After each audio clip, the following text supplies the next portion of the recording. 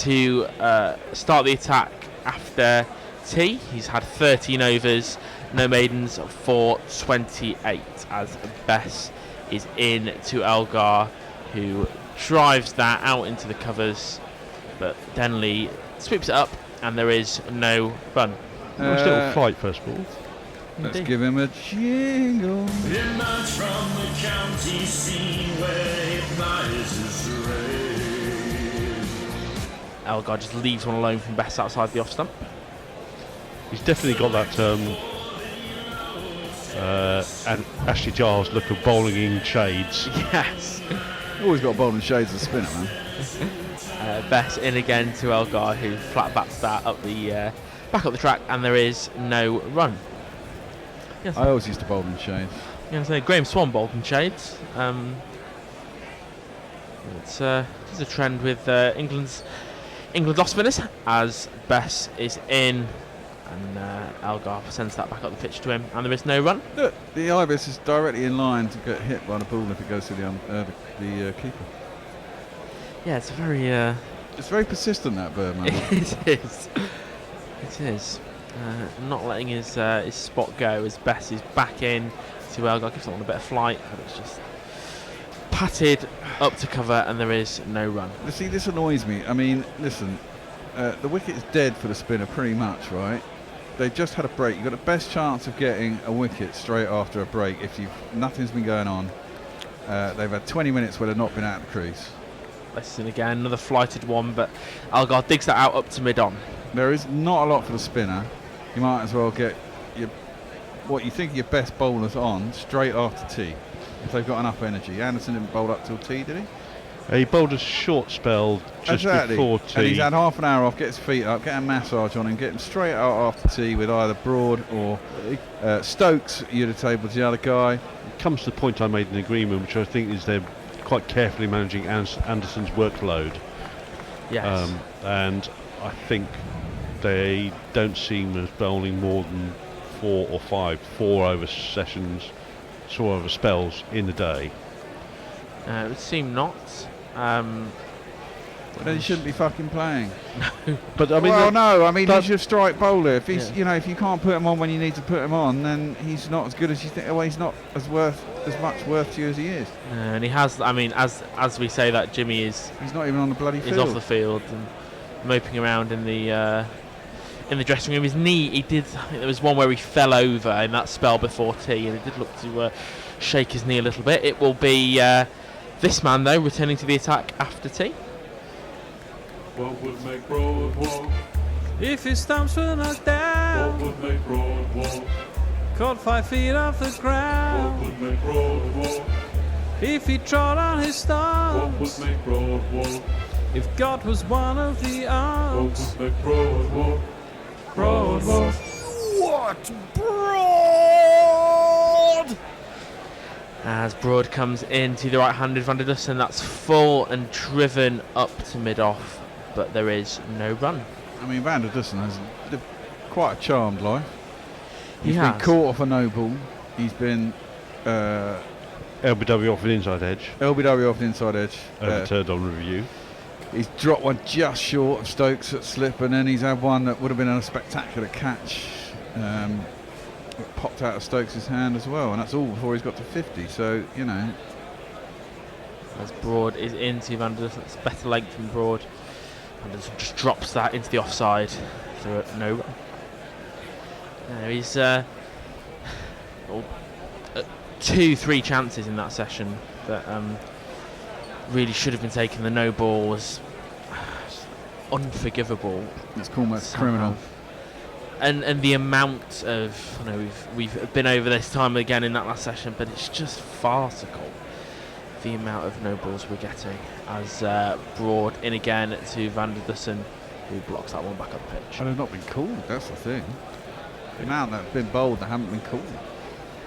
And if they were called, you guarantee they wouldn't be bowling so many. No, but you just think is somebody not in their ear or coming down from the dressing room telling them this is how ridiculous this is getting. Is that another?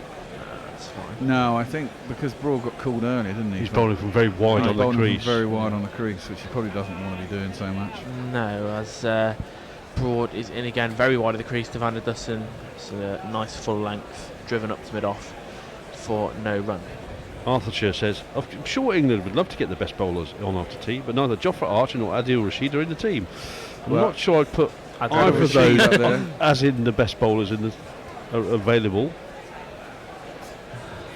No, I can't see.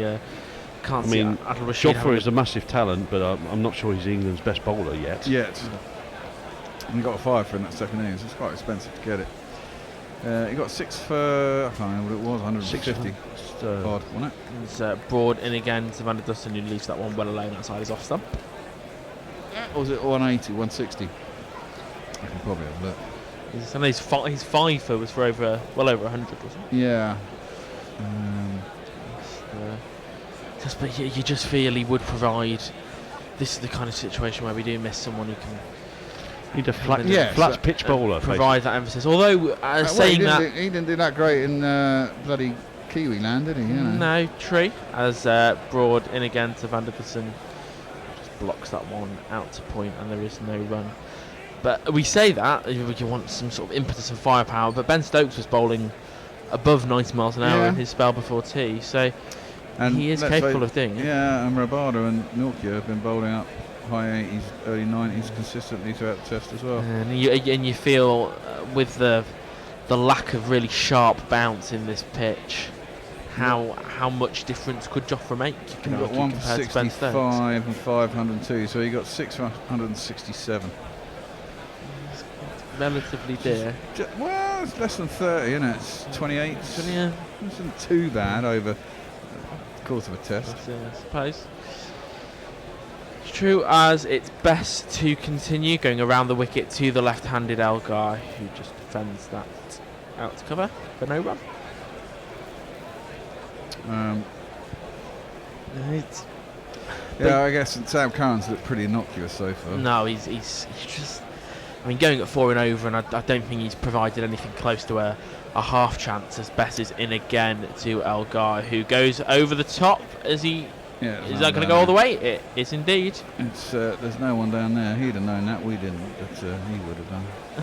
With the super shatter, super shatter, super shatter, super shatter, super shatter, rocker, super shatter. Bess continuing to give it some flight, and Elgar finally bites without anyone back on the straight boundary, and that is a pretty nicely timed punt over the top for. Oh, are they checking? No, it's 4. It's definitely 4. It's not 6. As Bess in again to Elgar, who clips that one out to mid wicket. Chasing Ollie Pope chases it and keeps it to a single. Yeah, it's quite innocuous bowling. Let's see if we can find anything out about Anderson, because he hasn't come out. No, it's, although I don't particularly have a problem with Bess giving it a bit No, I of flight think and a bit of rip. It's As long as you don't get taken downtown too often. too often, yeah. And I don't think he will, because every spinner will change their length, particularly to take account of that. Bess into Van der Dussen, who just drops that one back up the pitch. For Don't no see run. Van der Dussen sweeping, do you? He doesn't really No. play the sweep at No. all. And no, he played that one from quite far back in his crease. You wonder whether if he'd gone forward, he could have got that almost on the full and swept it. Van der Dussen again playing straight back up the pitch to Bess. Seeing as a very sharp turn off the wicket, is there? There's no No. uneven bounce. It's not kicking. No, there's not.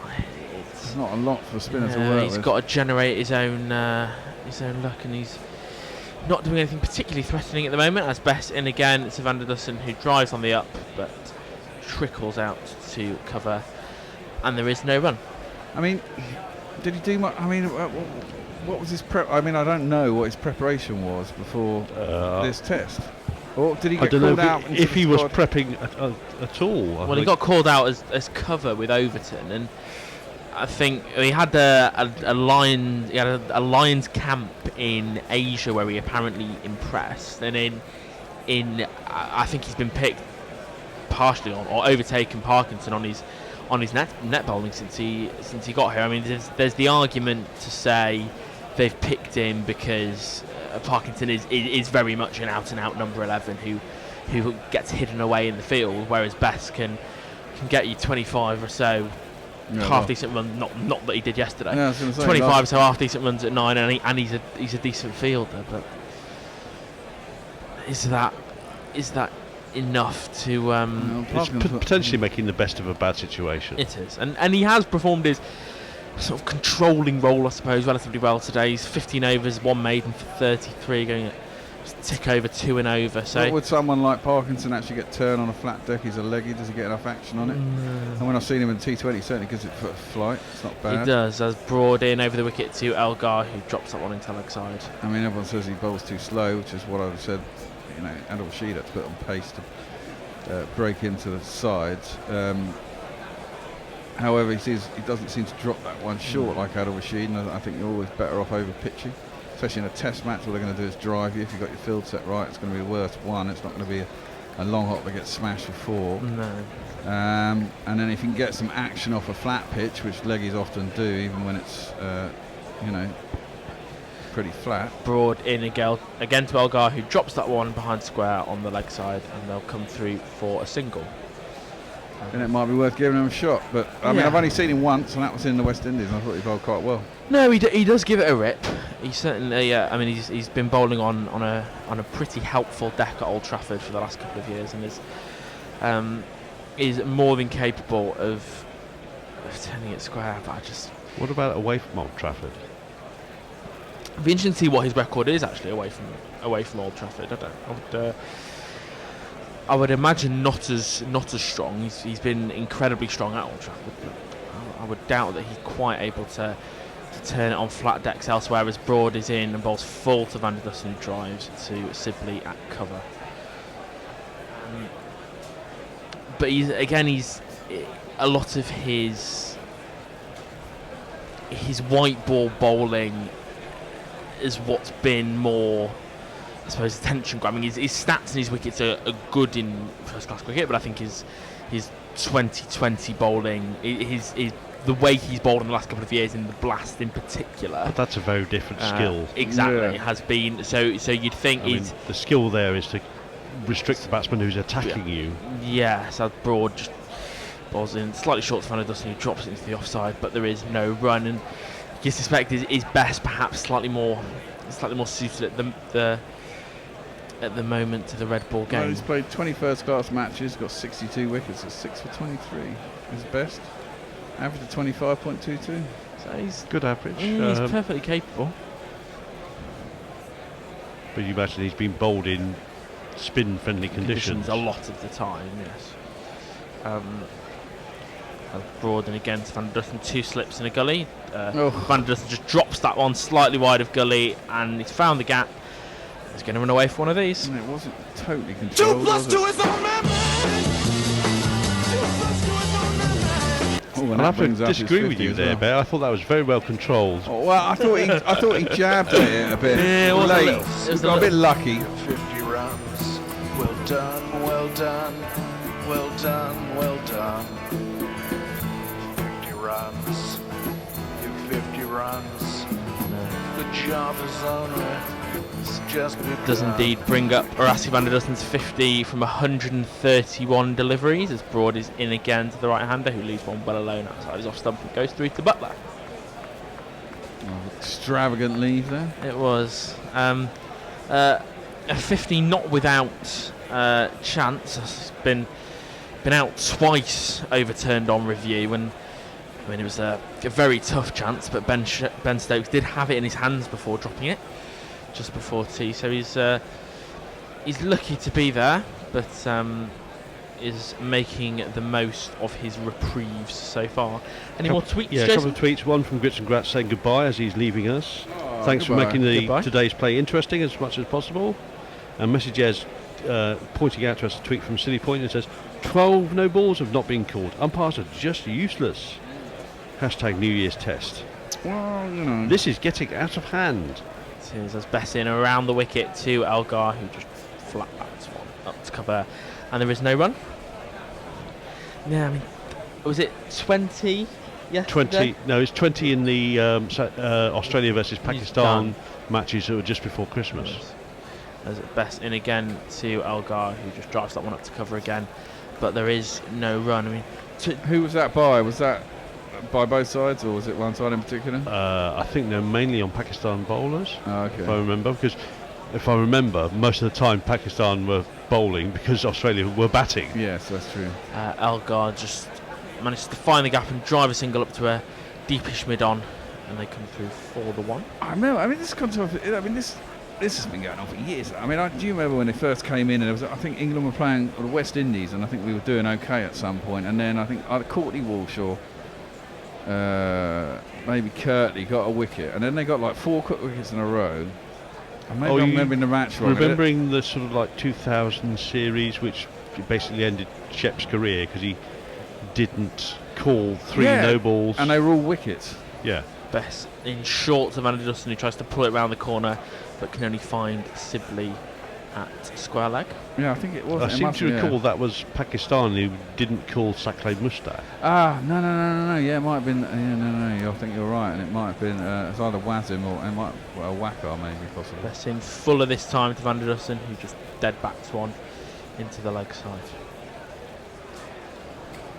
But I remember that. I remember watching it and think this is outrage.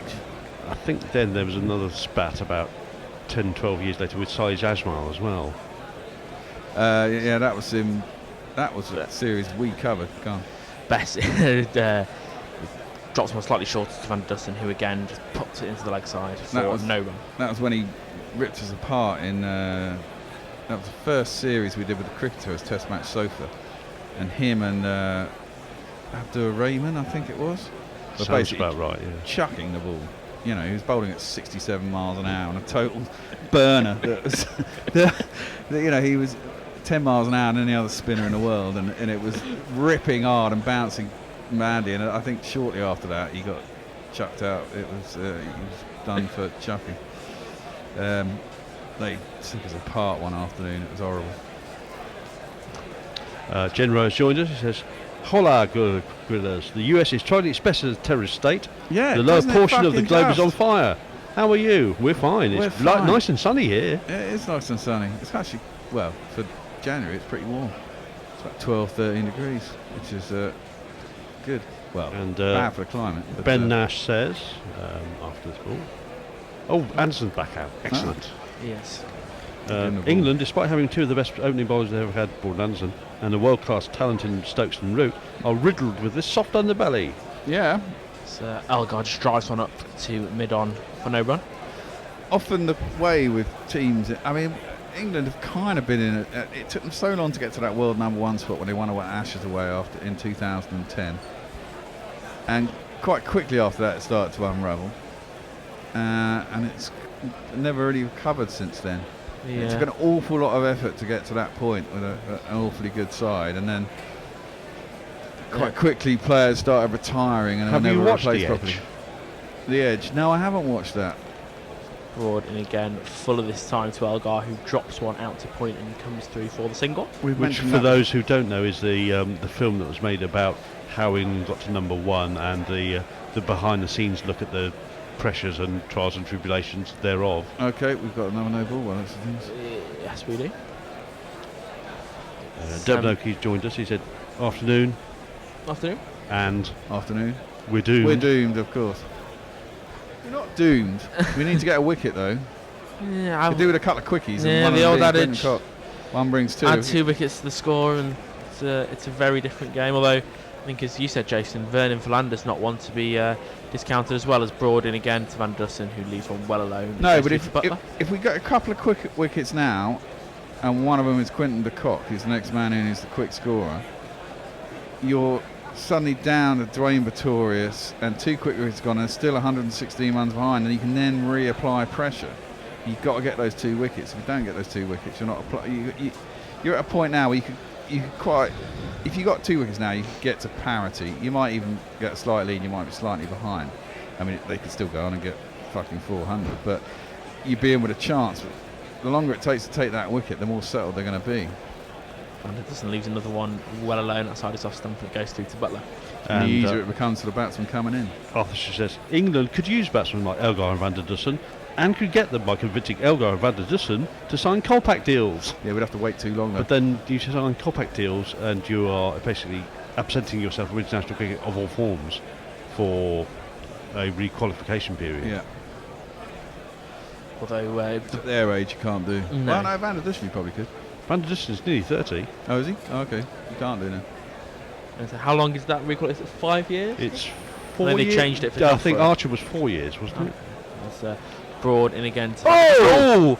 Who gets one? How did that miss? How on earth did that miss? He gets a relatively innocuous ball. It was on length, but just it cuts through Van der Dussen's defences. But goes between bat and pad. It cut back and cut low, didn't It it? looked like it kept low as it went past Van der Dussen, but still had enough height on it to go past the top of the I stumps. think no. I think it went past the outside of our stump, didn't it? Let's have a look. As it's between bat No, and you're pad, and right. yeah, and just a couple of inches goes over the top. But that was a very takes a nick off his pad as well. That's a coat of varnish away from the it bail. is. Gosh, that Living a is. charmed life, Mr. Dussen. He is. And Broad looks at him longingly. So why on earth could you not have just got an edge on that one? Yeah, please. As he is in again to Van der Dussen and leaves this one well alone and goes through to Butler. You've got to identify the spot on the pitch where that hit. End of the over, South Africa 153 for 3, trailing by 116 from England's first inning effort of 269 all out. Jason, more tweets? Yep. Mog replying to Warwood Pom says, "I hear you are doomed. Not the English team in this match. The whole effing world Yeah. is going to hell. To hell." Well, World yeah. War III is soon to be upon World us. War Three. Well, I do say this to my kids, you know, not to be a doom monger, but funny enough, the further history gets in the past, the less people remember, the more likely it is to happen again, unfortunately. Gritchen Gratz corrects me, says, "I haven't just left you, just out and about this afternoon. On the edge, I definitely recommend it too. Particularly the moving conversation with Jonathan Trott made me cry." It's a very, very good John film. Lowe says, "Did Bear just mansplain Test cricket?" Did I? What did I do? I don't know. Please elaborate. Did I John Lowe. mansplain? I don't know if I mansplained. You are certainly man-spreading, though. I'm As relaxing. Bess is in around the wicket to Elgar, who drops one out to point, and there is no run. I'm not on the BBC, TalkSport or Sky. I'm unpaid and I'm watching cricket. It's fun, you know. Therefore I get to do what I want. Indeed. As Bess in again to Elgar, he's got a slip in around the wicket, and just drops that one back up the pitch. In a wicket that's spiteful, that's a good line and length. It is. On this it's not. Oh, well, on this it's perfectly reasonable. It's unlikely to get a wicket. No. But it's looking unlikely to get a wicket anywhere at the moment, as Bess is in. Elgar manages to drop that one behind square on the leg side. But there is no run. But isn't that always the way? They say that as the wicket turns more, you have to do less. You have to keep Oh it. yeah, totally. I mean, this is afternoon session day 2. The pitch should be, you know, it's best for batting, deadened a bit. Not much action off it. Bess in again to Elgar. This time manages to waft one out to Stuart Broad at backward square, but there is no run. Elgar looking. Van der Dussen living a very much a chanced life, but Elgar has been pretty much faultless for his 85. He's done very nicely indeed, as Bess is into him again around the wicket. It's just flat batted back at the pitch for no run. Roger McCann has joined us on Cricket Tracker. Rog! Hello, Rog. How's your mum, Rog? Hope How she's is well. your mum? Yeah. And also David Durrell has also joined us. Hello, David. It's final ball of the over as Bess is in to Elgar. Sort of flicks that short mid wicket, and there is no run. South Africa 153 for 3. 12 by 116. It's a nice maiden. Just seeing highlights of the Van der Dussen's. Half of these highlights are the chances. Yes. 5 fours in his 50, but there are more dropped catches and reversed umpiring decisions than there were boundaries in that highlight reel. But nonetheless, he is still there on 50. That partnership, that's 120, 130 odd now. As someone pointed out, it's the highest partnership of the series so far. Yeah, it must be. It was the first 100 partnership. It is, as Broad is in. He's got 2 slips and a gully to Van der Dussen, who leaves that one well alone. Razibak has corrected the idea that we're going to hell. He said, a few thousand Americans are going to die in the Middle East is for nothing more than protection of power and a continuation of their imperial hegemony. It's hardly going to be World War III. More par for the course for the last 20 years. Indeed. Yes, that is the best scenario that can come out of this, I think. I think the worst scenario is something more when Russian gets involved in it. Oh, God forbid, as Broad is in again to Van der Dussen, who gets a very, very thick edge out to point. But there is no run. And the bear has just disappeared to the woods, I imagine. He has. I'm sure he will be back with us shortly. I imagine he will also be back with an additional beer. You would imagine so. But we It shall, wouldn't be the bear if it wasn't. Let's put it that way. It would not. As Stuart Broad continues to toil away, although the runs have dried up since tea, you have to say, as Broad is in again to Van der Dussen, defends one, out to cover, and there is no run. If there is one saving grace about this innings, it is that at least they're toiling under 25 degrees heat rather than 35 degrees heat as it was 3 or 4 years ago. Exactly. So I'm sure it is more pleasant for everyone out there in Cape Town. As Bear has indeed returned to us with the predicted With beer. refreshment. Obviously.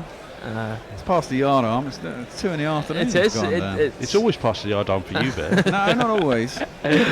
As Broad is in again to Van der Dussen, who's licking his lips in anticipation of what is to come. It's a nice full length from Broad.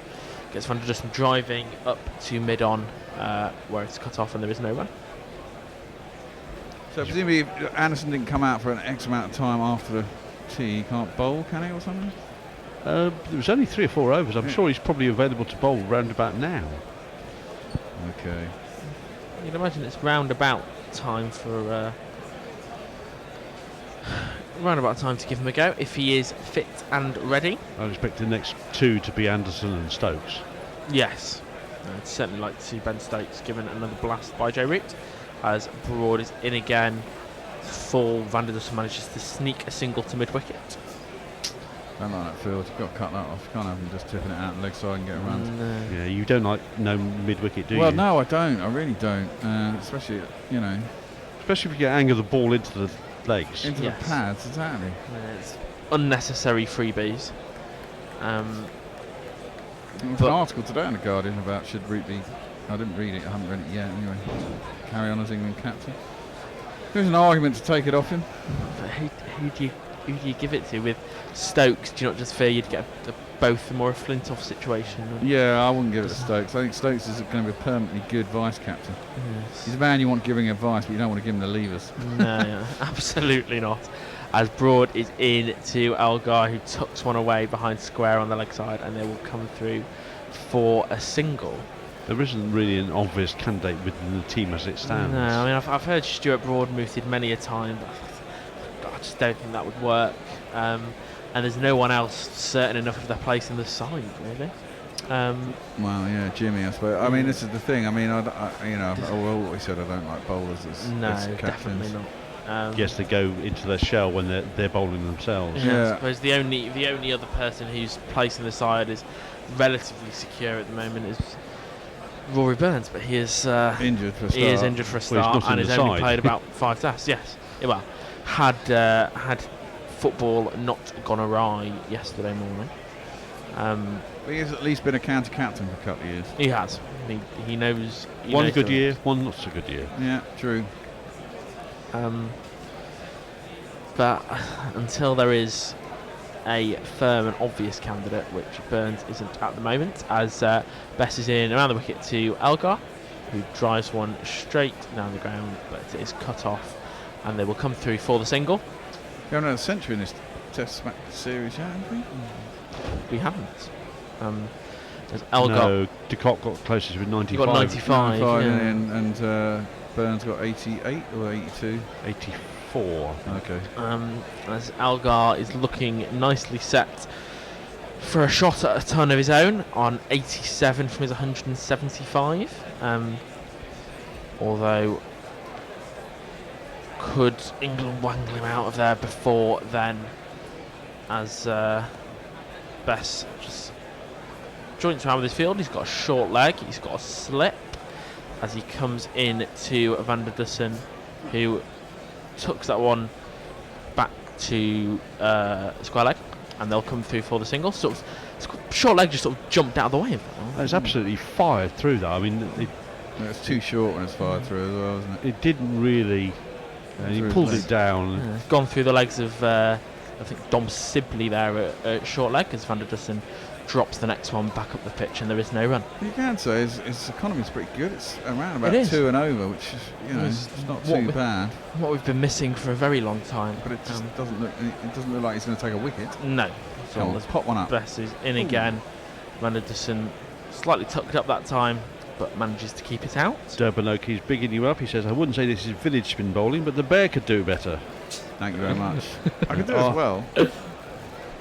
Well, not now, but It's, in my prime, I probably could have done. Bess in slightly leg sidey that time, but Van der Dussen can only find Sibley at short leg, and there is no run. And Arthurshire suggests Crawley, that surely. Zach Crawley.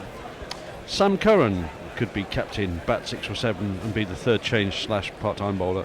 That's a bit much to put on someone who's only just 22. Yeah, and hasn't really solidified his place in the team either. And has he ever captained the first class? No, well, No. I'm not sure what he's done at age group level. As again, Best slightly leg sided to Van der Dussen, who is able to pop one out to Ollie Pope at mid wicket, and they will scamper through. No, they didn't. For the No, he single. got sent back. Oh, he did get sent back. Yes. I think I think that's actually a plan. He's actually bowling it fast into the deck, expecting it not to get up. Yeah. And Because they're drawing up the it's runs. too often not to be a plan, I think. Yes. Well, they aren't getting ahead of it. I mean, there's been the odd fall here and there, but which is why I think you keep Sam Curran out of the attack. 'Cause every time he comes on, we start leaking runs. And there you go, go out 4 and over. Yeah. Everyone else is, Stokes, he went for a few, I suppose. But he looked at least threatening. Sam Yeah, Curran you give him hasn't looked threatening license at all. to do it. No, it's just even when he came on first change, he just wasn't able to get that nibble out of. There was no swing for anyone, No. but that nibble out of the pitch that Anderson and Broad were able to extract. Both of whom were Broad at 2.5 and Jimmy at 2. You've got 19 overs sort of new ball. You might get it just before. You should get it before the end of the day. You'd hope so. If they get a move on, the amount of overs Bess's bowling, you would expect them to. As Broad continues to the left-handed Elgar, that's short and pulled away, only to find the man at deep backward square, and they will just take 1. Surely Root must be in danger at some point of getting demerit points for slow over rates. Yeah, and it costs points in the World Test Championship as well. Dear. Even with that's probably why Bess is getting the extended run out, Yes, to avoid his. so that he doesn't finish with bowling 82 overs in 6.5 hours. Yes. He may well bring himself back on later if he is in any kind of concern. But the runs are very much drying up. Just can't seem to get a wicket either. As Broad is in, that's full to Van der Dussen, who drops one up to mid on, and there is no run. For all that wickets aren't being taken, at least there is not. The attack's not getting plundered around anywhere. No, it's not getting plundered, but they're getting closer and closer. You've got to. We were talking about this in the green one, weren't we? I mean, you've got to get a certain amount of wickets to apply pressure back on. So Quinton de Kock comes out and they're 30 runs behind. He's got a licence. He does. And if he does get going, I think he's got licence in any case. Well, he kind of has, but if he comes out and slaps one to mid-off for 8, England, if there's a wicket now and then Quinton de Kock comes out, slaps it around, they get to 170, and he's out, 170 for 5.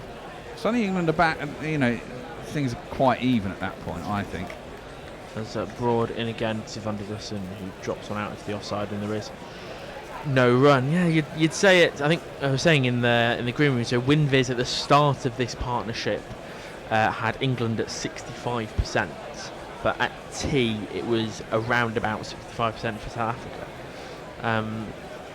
And the more that these continue, I think Bear's right that it just gives de Kock more and more license to come out and give it a whack. Any more tweets, Jason? Yep. Comrade Bernsky says, think you have problems. Imagine living here, and sends us a picture of a Trump coaster with "Make America Hate Again." Good Lord, as Broad bowls wide of Van der Dussen's off stump, and he leaves it well alone.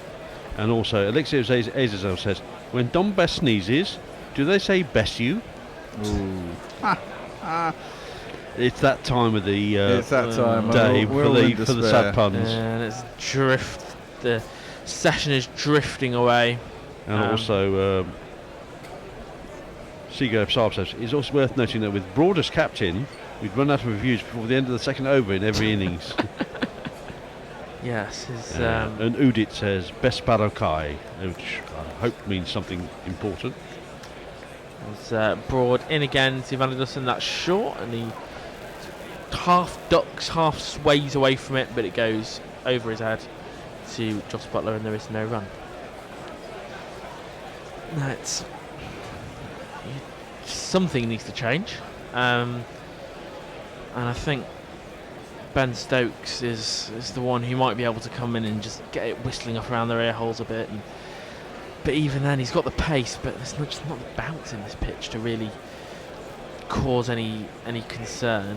So it'll be interesting to see what the next move is, as Broad comes in with the final ball of the over to Van der Dussen. That's short again. Van der Dussen ducks underneath it, and there is no run. South Africa 157 for 3, trailing by 112. I think the next move will be a change in the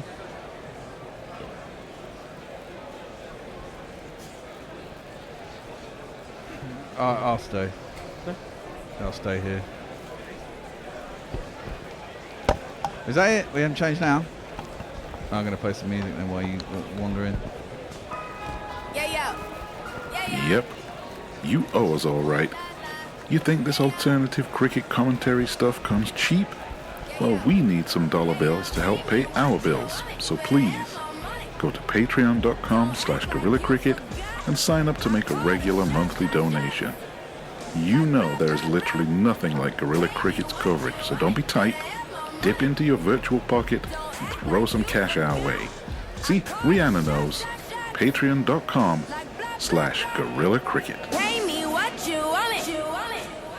Defended by Elgar to extra cover. I think we need to go back to early on our tweet timeline and see who it was who tweeted in and said, I was just going to say 3 wickets by lunch and no wickets the rest of the day. Give that man a biscuit. Or woman, perhaps. Bess in again. Oh, throws that one up, and Edgar tries to drive but drags the face of the bat closed and into the ground. The ball dribbles back to Bess. And South Africa remain 157 for 3, 112 behind. I feel like a beer. I think I need a beer. Elgar is on 88. Can anyone furnish me with such a thing? In a bottle, preferably, if there are any. You didn't fucking bring it. No, but I'll have one of your beers anyway. Tutting away. I bring you chocolate biscuits. 157 for 3. Van der Dussen has just gone past 50. 51. Stokes warming up there. Stokes warming up. They need, well, the inspiration, don't they? He's gone for a big launch there. Why? Where on earth did that come from? He's underneath it. Yes! No route, and he's taken the catch, and that is an astonishing loss of concentration from Dean Elgar, who's thrown a century in the making away. He's gone for 88, and, well, we don't need to look for that tweet anymore, because England have a wicket in the afternoon. I won't look back. It's turned into how I feel, Hendo. Turned into a celebration beer. A celebratory beer is required. That's quite right. Well batted, Dean Elgar. I don't know quite what went on there. No. He lost his head, didn't he? Just lost it, completely? didn't he? There's only my cans of IPA. Does someone bring some lager in? No, you fucking want some? Bring some in, you bastard. There's some whiskey. You have one of your own. Yeah. But then he says there's some whiskey, but then you got to bring. Oh, you're saying I've got to bring a bottle of whiskey of my own? No, well, you don't really like it. There's plenty of spirits of some sort. All right. There's no chasers, though. Anyway, there's excitement from England. Dominic Bess has got a wicket as well. That's wonderful news for him. He's surrounded on all sides by jubilant England teammates. That's great news. That's well. Oh, that's persistence. It is persistence. I didn't realise he'd gone under 2 and over, but he has. Oh yeah, he's bowled well enough. Without there being any real help for him there. But I need to see that shot again because. Did it kick a little bit? May have Was that kicked out one that finally broke the surface? It may have broken the surface, and he did go off. He looked to me as if he was leaning back rather horribly as well. So maybe a little bit off balance. But at last, England have a wicket in the afternoon. And that is great news. Well, Linux Lear said WinViz has South Africa 70%, England 27%, draw 3%. That was before that wicket, so might have. What were the percentages again? 70 for South Africa, 27 for England. Well, that might have changed things. Sound about right for once. Well, if you remember, about 3 hours ago, Quinton de Kock was on his way down the steps. That's right. To bat after Van der Dussen had been given out. Well, he was out, caught behind, except for the fact that Stuart Broad had overstepped the front line. He's lived a charmed life since, hasn't he? He has, and now he's coming out to replace, in fact, Dean Elgar. Well, another left-hander. Quinton de Kock has a name you can mock, but he's really quite useful at cricket. I have heard that he can open the bat, even if he's not keeping wickets. Now I want Greg Smith says to get in touch because he's not an admirer of de Kock, as this one is turned off Van der Dussen's legs down into the ground, straight to the man at short leg. That man is Zach Crawley. 88 from 180 balls. We haven't seen a replay, have we? No, we haven't. Strangely. Maybe they're teeing up all the different angles. Bess over the wicket to Van der Dussen, and there was a nice little bit of drift there before it perhaps turned back a little bit. Well, that'll certainly get his pecker up, wouldn't it? Yep, Van der Dussen planted his foot forward and it spun off a thick inside edge. Could have popped up in the air, but didn't. And that is the end of the over. 157 for 4. Now here it is. We're going to look at it again. Oh, it has turned and it has taken a little bit of dust out of the top. But it was a horrible shot. Even though it did something, it wasn't a good shot. Well, my first thought was it was going to go over his head. And I still would have heard it if he'd done hands up, umbrella thing, whatever it is. Just got the feeling from the position that he hadn't got enough on that. And he's stretching seemed to for stop it, a bit there, didn't it, when it came off the pitch? Well, again, I think it would have if the ball had done what he was expecting it to do, he would have been absolutely fine. Yes. That's the whole point. I don't think he would have been. I don't think it was a very good shot. I think he was leaning back. Yeah, I think he was, but I think Andy's right. I think it took a little bit of dust, it slowed up a bit and just took a little bit extra height as it kicked out that dusty bit, which is just enough to get the timing wrong on the bat and the pace through the shot wrong. You know, he's judged it as it's coming straight on. Well, obviously, if the ball turns, its progression forward is a little bit less, isn't it? Yes, exactly. So, and that's why you mistime it. And yeah. I think that's exactly what's happened. The pitch has actually helped there. And well, now got the wicket. England need to force their way fully through the door, and they're hoping to do so with this man. Please play the other jingle. Yes. Normally people don't ask this jingle. I love this jingle. Ben Stokes. Now, I love Mog, and I love most of his jingles, but the Ben Stokes one that... I quite like it. That's a genius bit of I don't jingle. like it's it. a bit long, admittedly, but, you know. Yeah, it's too long. That's probably what it is. Stokes, one slip in a gully, bowls to Quinton de Kock, who whips a full ball on his legs through mid-wicket. There is Dominic Bess coming round from deep square leg to do the fielding. And they get back for 2. So de Kock is going at 200 runs per 100 balls. Gits and Gratz knows how to take another wicket. He says, if asking for a beer triggers a wicket, then please go full-on alcoholic. Yeah, beer! Well, yeah, but where's the old beer jingle? We should play that from It's in time there to somewhere. time. Yeah, no, I saw it earlier. There's too many non-alcoholics in this Too place many nowadays. non-alcoholics. Too many jingles. non-alcoholics. And, well, if Quinton de Kock is going to have anything to do with it, he's going to rip this straight back out of the hands of England. Any impetus, that is, as he hurries back for the second, having chopped that down to backward point. He's new at the crease, and he might go quick runs to start with, but might well offer some chances when his eyes are not fully in. Well, that is exactly what happened. Second time round.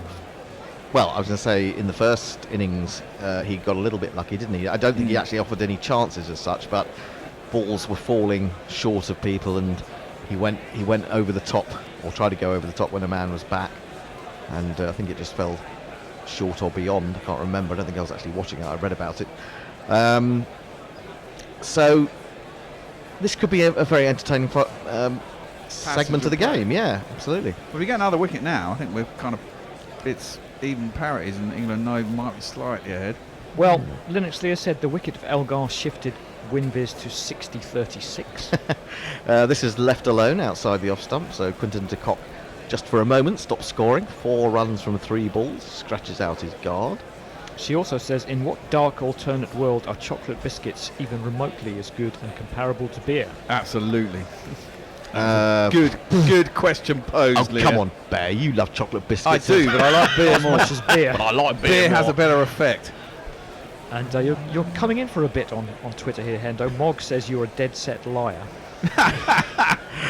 In he comes full, dug out, down into the ground. What the heck is Ben Stokes doing there? He's leaping up and trying to grab hold of it, even though it was quite clearly a bump ball.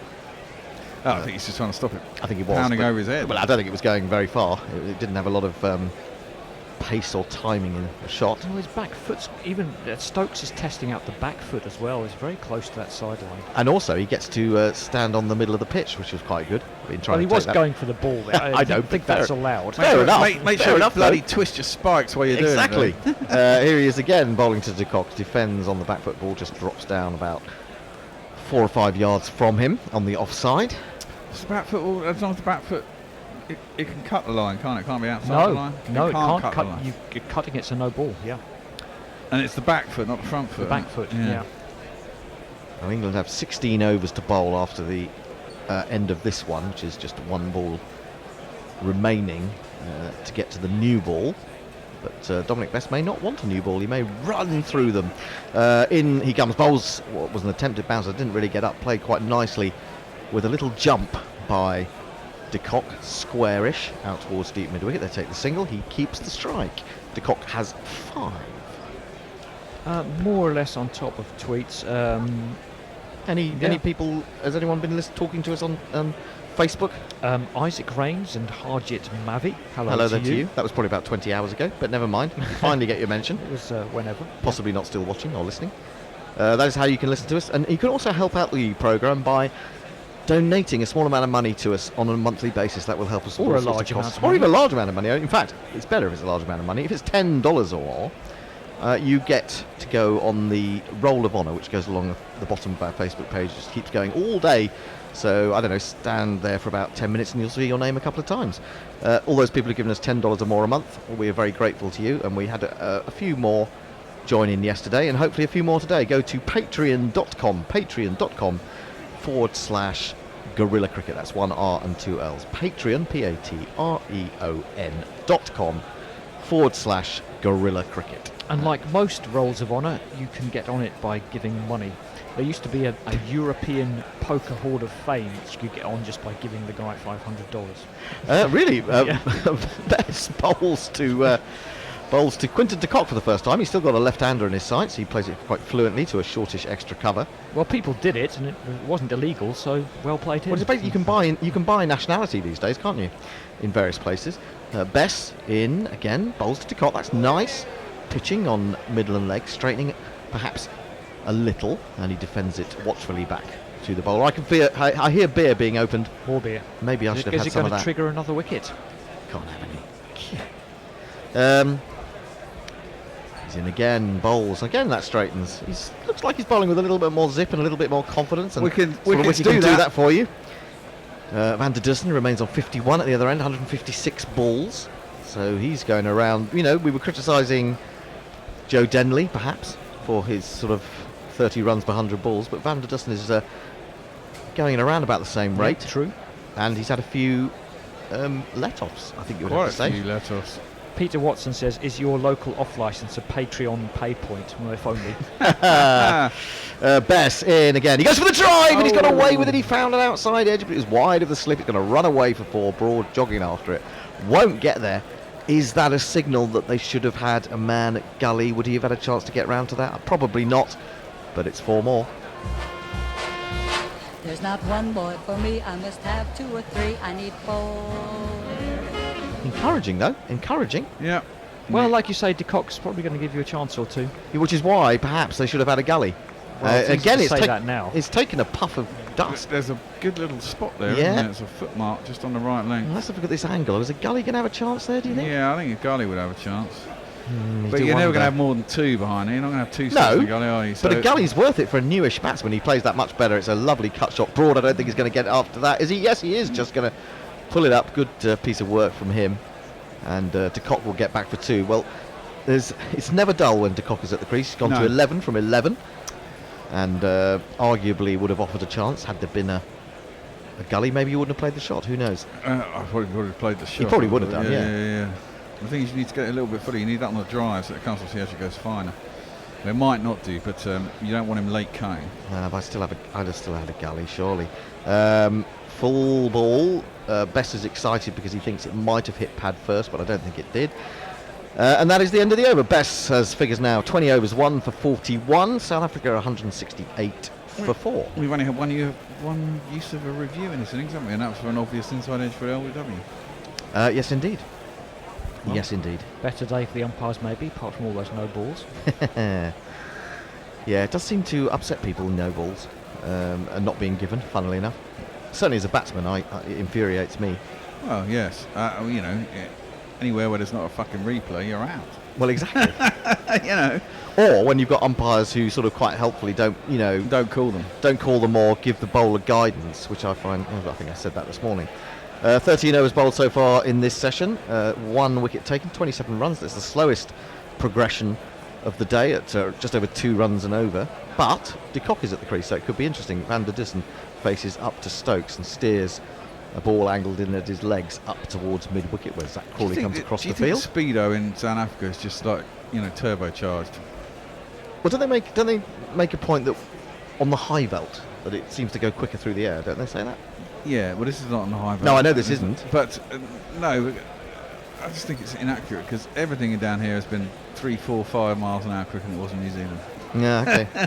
Maybe the pitch is worse. That is the difference. Which is supposed to be out of the hand. Yeah, it's out of the hand, isn't it? This is pulled by Van der Dussen. There's nobody out there. There was a mid-wicket, but it went well past him. Stokes is annoyed himself, down on his knees, 4 runs. 1, Give me that, wasn't 2, 3, 4. They trail by less than 100. Real gimme. Well, and that's when it gets a little bit worrying for England. They do need another wicket quickly. Yeah. If De Kock gets in. I suppose the thing you can say about De Kock is that he is one of those batsmen who's never in, however well he's playing, because he might give you a chance. Well, if you have someone who can score to run a ball and who is often in, then I would say you've got a world-class batsman. I think he is a world-class batsman. Jabbed away rather horribly and in ungainly fashion by Van der Dussen, but straight to gully, and there is no run. I mean, certainly Stokes appears to be at 87, 88, 89 pretty much every ball. So you do wonder. Yes, I mean, certainly in New Zealand the ball would slow down off the pitch, wouldn't it? Because the pitches there were, well, dead. Sorry, Jim. Sorry, Jim. Yeah, sorry. You get upset with the British media who were telling you the pitches were What do you mean? But they were shit. Come on, bowl Stokesy, there. that's appalling. Down the leg side, all it needed was to lay bat on ball, and that's all that Van der Dussen did. Tickles it away for 4. The number of the day. Who could ask for more? The number of the day is 4. England just perhaps straining here for this wicket. Well, and, maybe the England management actually know more than we do, and they've seen Stokes bowling shit in the nets, and he's bowling shit here. well, he has bowled shit in this over. Needs to redeem himself with a decent delivery here. He's in, he bowls it, so again angled in to Van der Dussen, who picks it off middle stump towards mid-wicket defensively. He's slightly more off, doesn't it? Yeah, he's just falling over a little bit maybe. He's shaking his head as he walks back to his mark. He's not happy with his rhythm. So Ollie Pope is encouraged. I think make Pope skipper. Is it too early? Yeah. All right. Has he ever captained the side in his life? Probably Cranley School. Yeah, Did he go to Cranley School? That's where he went, yeah. Well, he'd be infallible, wouldn't he? He would be, indeed. Don't question any of my decisions, he would say. Outside the off-stump, that's better from Stokes, and it does fizz a little bit, but it's left alone by the batsman, and that is the end of the over 176 for De Kock 11, Van der Dussen 59. Seagrave Saab said if a wicket was to fall every time you opened a beer, I'm not sure you'd need to worry about 4-day tests. They'd all be finished in T20 Well, it depends on the staffing. There'd be days when no wickets fell, and there'd be days when lots fell. That's right. And if you have me and Grubby, and I can't think of who else, but if you have me and Grubby here on a day, Ravi, yeah. You Grubby and Harwood would do quite well. Yeah, we fucking get loads of wickets. You man. would, oh, jeez. There'd be 2 innings. Trouble is, you wouldn't be able to commentate on them. There'd be 2 innings a day. Because you'd be half dead. Or asleep. Still to bat, Dwayne Pretorius, Vernon Philander, Keshav Maharaj, Kagiza Rabada, and Rick Norkia. That's the lineup for South Africa. Not much interesting happening in this morning's FA Cup games. It did finish Rochdale 1, Newcastle Reserves 1. Oh, did it? There you go. And the rest all seem fairly straightwood. Coming up No now, big stories, no big stories. Newcastle will be a bit Anything upset. Apparently there's loads of interesting? chances. Oh, did Not they? that I can. Watford v Tranmere. They've had a little bit of a bad run, Newcastle, haven't they, in the last week or so? Yeah, around I reckon Christmas. they're not a bad bet for relegation, actually. Tickled into the onside as Dominic Best starts a new over, but misdirected outside leg stump, and it's an easy enough run for De Kock. That'll piss off Mike Ashley, won't it? I don't Not think he really, cares. as long as he's still No, guessing they've been relegated I think he'd care if they got relegated. Yeah, Well, they got relegated a couple of years ago. and Yeah, they just came back. Yeah, well, I Eventually. suppose as long as they get back up within parachute payment time.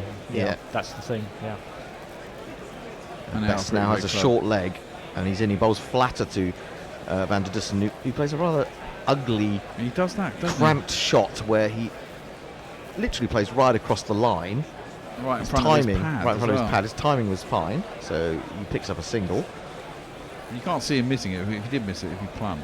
Yeah, well, I mean, it's the kind of thing that As I keep saying, that's how straight balls work. Johnny Bairstow did that quite a lot. Johnny Bairstow used to play a lot across the line, literally without. It wasn't so much he was playing straight and then turning the bat. He was turning the bat and then trying to hit the ball. Yeah. Anyway, De Kock to face. And, he still hasn't brought a gully in. Throws it up, clips it. It goes past the man at mid-wicket who was trying to run across. It just took a little pop. Fell much in the style of Vic Reeves used to do, if you remember. He would go, oh no, Bob would fall, and you go, oh Vic, I've fallen. Gits and Gratz says, well done Gits and Gratz. I've just donated a tenner to you guys. Yay! Give Hendo that beer and the tenner to the Give bear. me that beer. Nothing for me. Bess in again, bowls to Van der Dussen. He plays forever with that bat right in front of his pad. So many players play with bat, or try to play with bat alongside pad, but he's very deliberately. They're being coached now to go bat in front of pad a lot more. Don't see a lot. Well, I haven't seen a lot of it from England, though. That's the No. problem. Yeah. Bess in again, flatter delivery once more, defended on the front foot. That's because of DRS, isn't it? And LBW. Yes, essentially. yeah. Neymar Butlins with some very un-gorilla-like behaviour. Checking in from LA, 6:30 a.m. Going to run 10 miles now. Whoa, Come on, England. well, Neymar Butlins is a runner. He often listens to us while he's running around LA. In again, bowls. Oh, no, that was a clever ball. That was the one that just drifted away and almost fooled Van der Dussen. But got enough bat on it to jab it behind square on the offside and run through and keep the strike. Bess has finished his 21st over. He's got figures of 1 for 45. South Africa 180 for 4. Now, I've never been to LA, but isn't it more of a driving town? And if people see you walking, they actually think you're homeless and they shout at you to get a horse and So stuff. what do they see if they see you running? They see you running, they might think you're a jogger and you might get away with that. But Maybe a bit humid to jog and a bit smoky, smoggy in LA. well, not as bad as Australia. Well, not at the moment. No, true. That's very The true. fact that they had to bloody evacuate people off beaches who were trapped on beaches is quite mad. Isn't Well, it? actually, I mean, I drove around a lot of that area in 2006-7 on that tour, and it's beautiful around there. Yeah. It's lovely. There's a lovely town called Meetung, which is along there, and I saw the other day that they were sort of standing by for any problems there, and I just thought, oh God, you hope it happens nowhere, but it was such a beautiful little spot, peaceful little spot. Anyway, she said. You hope it only happens in places that have no personal Yes, connection no to personal you. people, no one that I know outside the off-stump. Well, we all do, to be fair. Well, no, but I mean, obviously, you don't want to happen anywhere. But I mean, if it's going to happen anywhere, you prefer it to happen in a sort of area where there aren't people and it isn't attractive. I mean, it's been going on for how long has it been going on now? 3-4 weeks. It's seemed a while, hasn't it? And it's getting worse and worse. It's getting worse. Isn't I mean, it? there's really, apart from the human tragedy, the animal tragedy. Yeah. I mean, I think was it? 500 million? Half a billion animals. I don't know if they're counting insects and things in that, but Oh, I'm right. sure it's still a lot. That's a lot of animals. I doubt they're counting insects, and that would be billions if it was. Well, yeah, probably. Ducking under a bouncer. I mean, Dussen. you imagine some massive termite mound. There's probably over a million Billion termites. Yeah. Yeah, well, as long as sort of 99.5% of those are termites. I mean, termites, they probably do something useful in the ecosystem. Everything does something What do useful. termites do? I out don't there? know, but something. Well, I know you won't know, or I don't know that you won't know, but Well, someone I out don't. there listening to us will know. Apologies, Mike. Someone out there will know what termites do. No, anthropology is something different. That's, Outside the off-stump. Defended into the offside, there is no run. I know a dude who's a PhD and gets research grants on nematodes. Nematodes? What is a nematode? It's a kind of worm. Tiny little worms. Yeah. Kind of getting on top of your Mexican lager. It's all about genealogy and splitting genes and working out what genes do and stuff like that. Shared ancestors and stuff, I guess, yeah. Neymar Butland explains, he says, we drive places to go running. He drives to the park and then runs around that. Makes more sense. Stokes in again, short, but with the angle. Neatly turned off his hip by Van der Dussen. He'll pick up another single. He goes to 62. He's beginning to get quite irritating from an England perspective. Well, more than Says that, it's right. 170. Well, yeah, had chances. As we say, he's actually been given out twice, both incorrectly for various reasons. I just feel like England need to get a couple of wickets, or 2 or 3 wickets in a cluster, don't they? Yeah. In the same way that South Africa did. Not so much yesterday. It was kind of a sort of long procession of people, but also They got them late, didn't they? I mean, they got Broad, Curran, and someone else. It all fell apart until Pope and Anderson steadied the ship with a partnership of 28 or so. 40, I think. Well, ultimately, but it was 28 or 29 overnight. Forward comes to Kock, do Stokes from round the wicket. And he defends the ball up to mid-on, Broadfields, under a sun hat. Well, the new ball during 12 overs, which should be quite handy. And yeah, but do we know anything about Anderson though? Is he back on? Oh yeah, he's been back on for a while. He was back on whinging about the ball. Was he? Okay. Maybe that's why he was off. Maybe that's why he was back on, Jimmy. We need someone to whinge about the ball, and you're our champion at that. You are the man. Whinge. Can you get back on? You demand of ball chuntering. Stokes in to Kock, who drives. There was a bit of excitement, wasn't there, as it went into the hands of Crawley at extra cover. I think I was misled by a peripheral fielder sort of getting quite excited. So maybe it wasn't that far short of him. On Facebook Live Cricket Tracker, we have cricket winner and Zishan Ali. Hello. Hello to you, and welcome along to Guerrilla Cricket's commentary of Day 2 of South Africa versus England, the second test from New Lands in Cape Town. Don't forget that later in the year, if you're watching us from India, we will be covering, to a greater or lesser extent, it depends on many things, the IPL. So come to us for your IPL commentary, should you have no way of watching it. That's a huge beer snake. Dripping stale beer down the necks of the people in front of them. That's huge. That said, you can't do that in England anymore, can you? No, The stewards quite will rightly not. Why? Because you get stale beer down the necks of the people in front of you, and that's rather unpleasant. The beer likes that. The bear likes that. Get someone to lick it off, no doubt. 181 for 4, Bess. I'll be the one licking. You'll be the one licking do it. that in the heat of Cape Town, but maybe not in Headingley. It'll lick it out of your coat on a cold day. Oh yeah, fair point. This is turned towards mid-wicket. That's to move round to his right field. There is no run. Bess into his 22nd over. And England would have wanted to force their way through and pick up another wicket after Dominic Bess got that one of Dean Elgar, but Van der Dussen is playing very sensibly with a lot of patience, and he just eases this up to long on for another single. He goes to 63 from 172 balls. And I suppose that's the difference, isn't it? We've had players get in the two players that have got in for South Africa have gone on. Yeah, South Africa had 3 single-figure scores. Yep. But the other 2 have scored lots. Yep. And it's in complete contrast to England. Yep. Best round the wicket now to de Kock, offering it to him way outside the off stump, and he lines it up. You thought he was going to have a slash at that, but then he thought better of it and let it go. Sean T is down at the neighbours, and there's plenty of dogs around. When is Sean T back? That's a round-armed sling, really, from Bess, driven. It's the Kedar Jana ball. Straight to Pope at extra cover, indeed. He's a Stoke fan. Is that Stoke? It could be Sheffield United. It could be I a think lot it of is, it people, is actually. Sheffield United, yes. You can see the blades and the badge there. Oh, right, okay. The Ramsden's. Ramsden's? Is that Harry Ramsden's advertising? The fish and chip shop? Oh, now, that's bizarre. Is that Crawley or is that Anderson? I think it is. He'll be more grumpy now. He comes running across from mid-wicket. Dives full length. All he succeeds in doing is pushing the ball further away from the bowler, and they come through for a single. De Kock moves to 14. Is there more than one beer snake, or is it? No, that's. No, it's got a wrap in it. That looks like a sort of a prototype of a swimming pool slide now.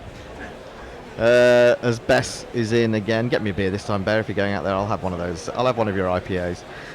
Straight to mid-wicket. And this time there is no run. 183 for 4. Messi Jess says entomology is the word. Entomology. It says the number of koalas and koala habitats destroyed in the fires is huge, as well as kangaroos, of course. Estimated 8,000 koalas, or 1/3 of the population, killed in northern New South Wales alone. Oh my goodness me. Jen chasing Willow. LA is slowly recovering from a debilitating gasoline addiction. The climate is dry, and those who are walking are met with, "Oh, my resolution was to walk more," so a bit more accepted. It's difficult though if you haven't got actually places, walkways as such. No, generally you don't. It's all as far as I like I say, never been there. It's all set up for driving, and I suppose you have parks that you can drive to, but as not Neymar Butlins was saying. Pavements or sidewalks. No, you'll get beer thrown at you. Francis Brett as Stokes comes in.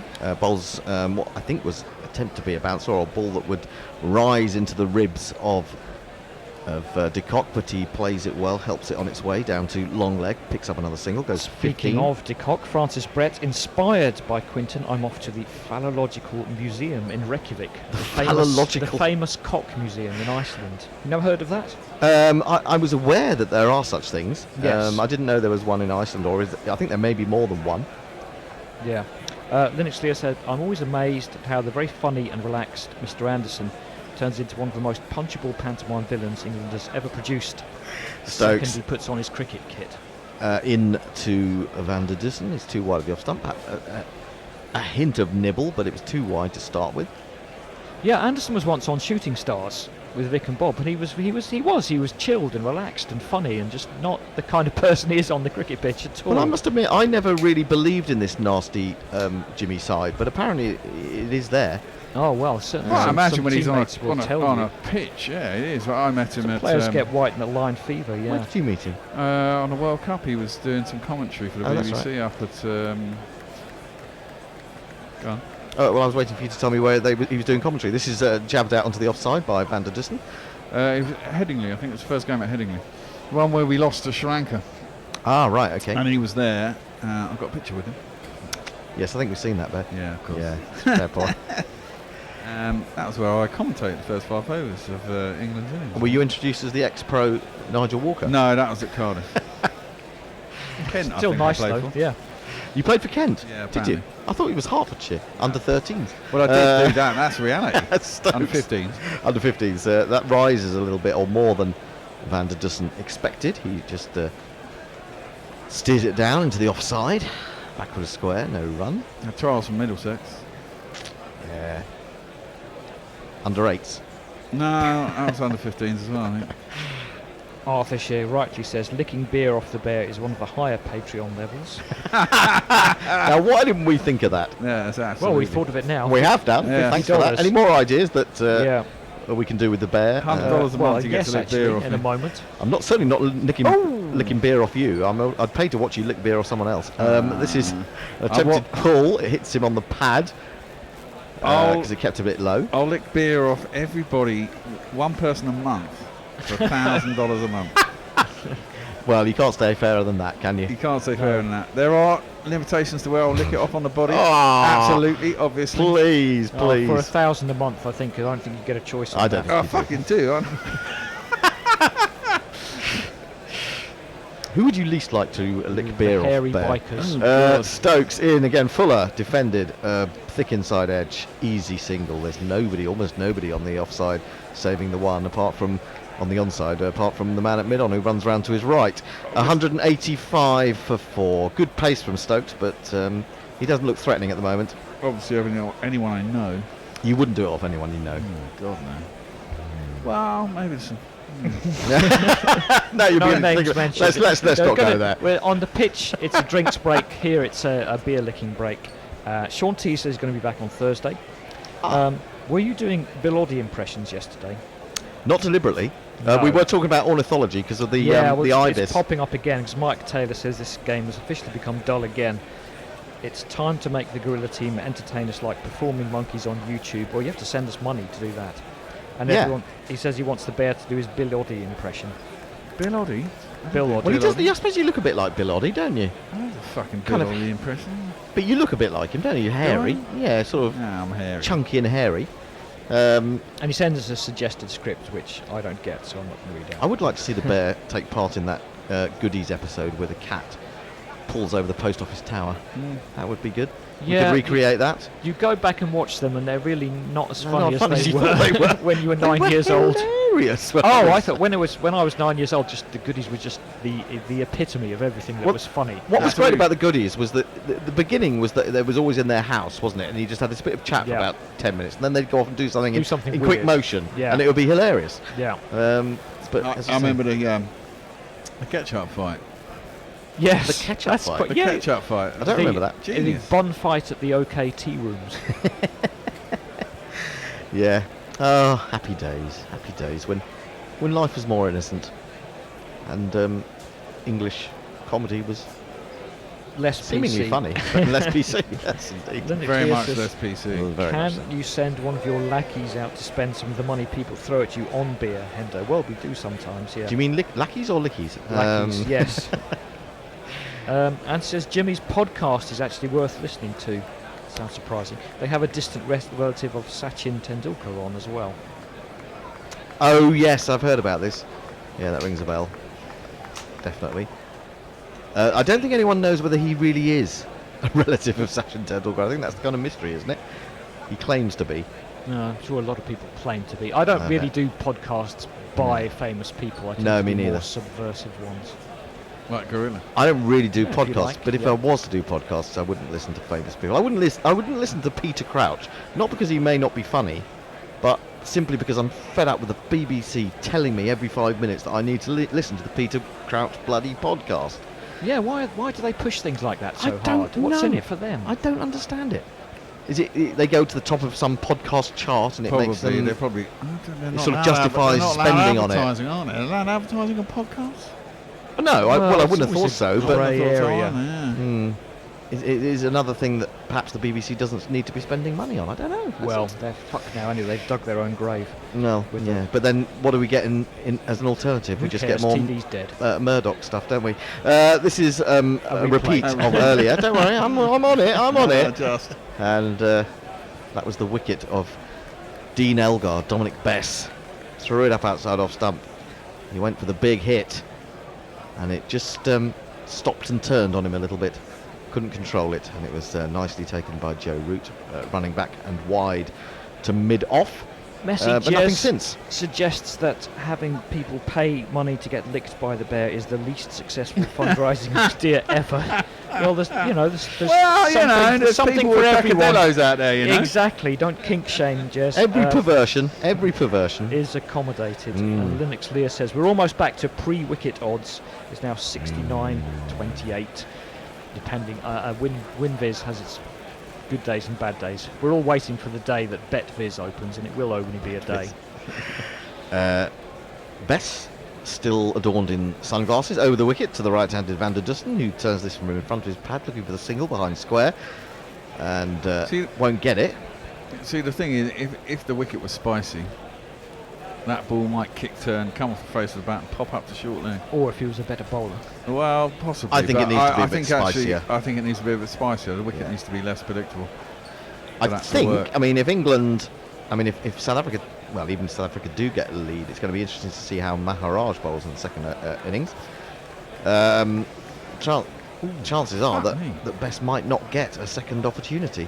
This is worked with that strange across-the-line shot from Van der Dussen through square leg. I thought he That's a forgot single. to play that, and he was about to get pinged right in front of the stumps, and then he kind of brought his bat across. Yeah, it's just gone to the left side of the man at short leg.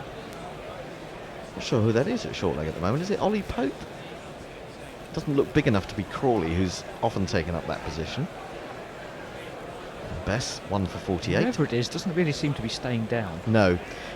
He's in to Kock, and Kock just felt he wanted to go after that. And again, I think he was viewing cow corner for that one, but then decided, no, I better not, because then Greg Smith says will be on to me. Well, exactly, but he might lose patience, that's the thing. With Well, this is what you hope, isn't it? Bess into him again, he leaves this one. That's patience, 2 balls of scorelessness. Well, I know I bang the drum on this every time, but perhaps the short leg isn't very good because he never does it usually. He's only doing it now because he's the new bug. Yeah, well, they haven't got a specialist as such, have they? Don't seem to have. They haven't got one at the moment at all, just the slip. He's down the wicket, and he's met that really tastily. Picked it up and over mid-off. Lovely stroke, 4 runs. He's going to play.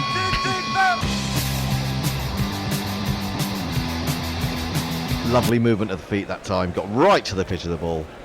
Yeah, And, you need more patience playing those jingles than Quinton de Kock has batting against Don Bess. I think the thing about Quinton de Kock is that he will get to the pitch of the ball. I think the problem for it's a decisive move. Yeah, Elgar was that he didn't. That's a good ball. It does turn, but he meets it nicely and it runs healthily through the gap in the covers out to the man on the sponge for a single. 191 for 4. The deficit now down to 78. England are looking at the possibility of, well, being well behind. We were probably on first about innings. 191 for 4, weren't we? We were 140 odd for 4 at one point. Let's have a look for all the wickets. Linux Lear says he actually is a relative of Sachin Tendulkar. They got it confirmed by the little master himself at the World Cup final. Well, everyone's a relative of everyone. You go back far enough. I'm King Charlemagne. I'm very closely related to him. I think about an eighth of the population is descended from King Charlemagne or Alexander the Great. I'm guessing that I might be one of those. Oh, you probably are, yeah. Pirate Badshaw says, advertising is inserted into BBC podcasts outside the UK. Do you mean actually adverts for other BBC programmes or, literally buy Scunge chocolates? Scunge? We were 185 for 5 and 221 for 6. So for a wicket full now, it would be pretty even. I think Leonie Hicks is talking about bear licking. She says, I actually felt quite ill and now I need brain bleach. Hey, it was a thought. It wasn't my thought either. You don't get the choice about who to lick. That has to be someone else who puts you on. Well, exactly. That's the fear. Change of bowling, and this could loosen things up. Is he a batter or bowler? Sam Curran. What's his distinguishing feature? Sam Curran. His dance from Zimbabwe. Sam Curran. He's in to the left-handed de Kock. De Kock defends up to mid-on. I might actually pay $2 a month to watch you lick beer off Gary Naylor. It was $1,000 for a start. Oh, right, in that case, $2? You want me? There's no way I'm licking beer off Gary fucking Naylor. For $2? Are you fucking insane, man? Jesus. It's money. It's not enough. $2 to lick beer off Gary. We'll lick Scouser for $2. I would. Do you think Gary would consent to that for $2? Well, he might do. You never know. Slower ball. He's gone for the big drive down the wicket, and Anderson takes the catch. Quinton de Kock stands there in the manner of Ben Stokes. He can't believe what he's done. Sammy Curran has done him with a lovely little off cutter, and he has gone. Jimmy Anderson takes the catch. Just fuck off! Now let's. Oh shit, leg. He has started to say that. He has started to bowl. I did in that last spell. He started to bowl those little off cutters. It was a clever, slower, a lot slower actually. And he swung horribly. Yeah, sliced at that. underneath it. Sliced it, didn't he? Greg- Jimmy what's Anderson his name? moves Greg round Sayers at will be in mid-off. touch. Where's Greg Smith says? Where are you when you He'll need be him? here soon. But well bowled, Sammy Curran. See, something happens with Sammy Curran. You can't keep him out of the game for long. He didn't bowl particularly well. There was nothing for him earlier in the day. But he's adapted. He's bowled in this spell already, cleverly. You know what they've done? What we've done? We've done exactly what they've done. New ball's about to come up. Except for Rassie's in. Yeah. And we had one batsman in at new ball. Well, we would have had Pope, wouldn't we? Pope was out there with... the new ball came along and Don Bess was... Oh, yeah, Don Bess was gone for it first ball, wasn't he? Was it the first ball with new ball? It was. Well, it was the first ball that he faced. I'm not sure. Yeah, no, there was an over in like bloody 79th bloody over or something. Yeah, and then I think, Broad went very rapidly. Yeah. And then, of course, Which they you will managed to do when you leave a Yorker on middle stump. It's strange that, isn't it? And you're jumping back to a Yorker. It's not always the best thing to do. But as someone said this morning, he's gone in the head when it comes to facing fast bowling. I'm afraid. Yeah, Arthurshire says 1,000 a month for the bear to lick you, 1,500 a month for the bear not to lick you, 2,000 a month for the bear to lick someone else for you. Sean T says, licking beer off Gary, what the fuck is going on? Christ, it's been a long day, Sean. Head of Notorious Pretorius. Oh, Indeed. wow, that's curious. Yeah. It is, isn't it? In Maybe because they think the new ball's coming and he's a bit more stable. It's going to be... Where is he? When you're ready. I can't find it. Probably clicked it 5 seconds ago. Yeah. Sometimes it works straight away. So it gets you. He won't be facing, will he? Well, you know that I'm around. I kiss a man, I love him, cause to me they're all the same. I get so gosh darn hammered, I don't even know their names. Cause I'm a philanderer, yes, a philanderer. No, they didn't cross. In fact, yes, they did cross. No, they didn't cross. Didn't. And the first ball, Curran switches to round the wicket. He bowls it in towards Philander and then takes it away from him a little bit, and he's beaten. Winviz now. Winviz. Where is Winviz? It's about evens. It's got to be. I mean, they're only just ahead of where we were. No, well, firstly, what Winviz says, and this is not necessarily accurate, this is true. I'd much rather look Winviz at is absolute nonsense, but I Betfair like to know what it's saying. or a betting site. Well, the last two wickets both been caught at mid-off. Clever bowling from Sam Curran, defended into the covers this time by Philander. And there is no run. The shadows lengthening in Cape Town. We did have a change 5 minutes ago. But should we? Yeah. Give me one more over. It's nearly 3 o'clock. Okay. I've got to get out. I've been on here since the start. Okay, well, we'll get Andy to come into the middle. And yep, okay. The other two will come back. I'll take a Yep. break. And maybe I'll come back at 3:30, or maybe the bear will come back at 3:30. We're nearly done by then, I think. If in fact we aren't done, yeah, absolutely. No, Driven. maybe not. Maybe got 2 more sessions. Driven to As in extra cover. commentary sessions. They got, I mean, they can go until 4, basically. Well, let me work this out. We had, how many overs did England have this morning? No more than... I saw something. There's 7 or 8 more overs than there is in the new ball. Right. Okay, so we got about, effectively, we should have 16 overs left. Yeah. About that, because you lose 2 balls, you lose 2 overs for the changeover, so there's 88 overs in the day, essentially. Right. Into Philander, drives off the outside edge. Wasn't quite on top of that, but he'll get a single out to Denley at backward point, deep backward point. And that is the end of a successful over from little Sammy Curran. He's come back to take the wicket of danger man Quinton de Kock, and South Africa are 192 for 5. This is how you can help us out. We need Alternative cricket commentary, bringing you laughs, bringing you jingles, bringing you joy. We are Gorillas. We need your...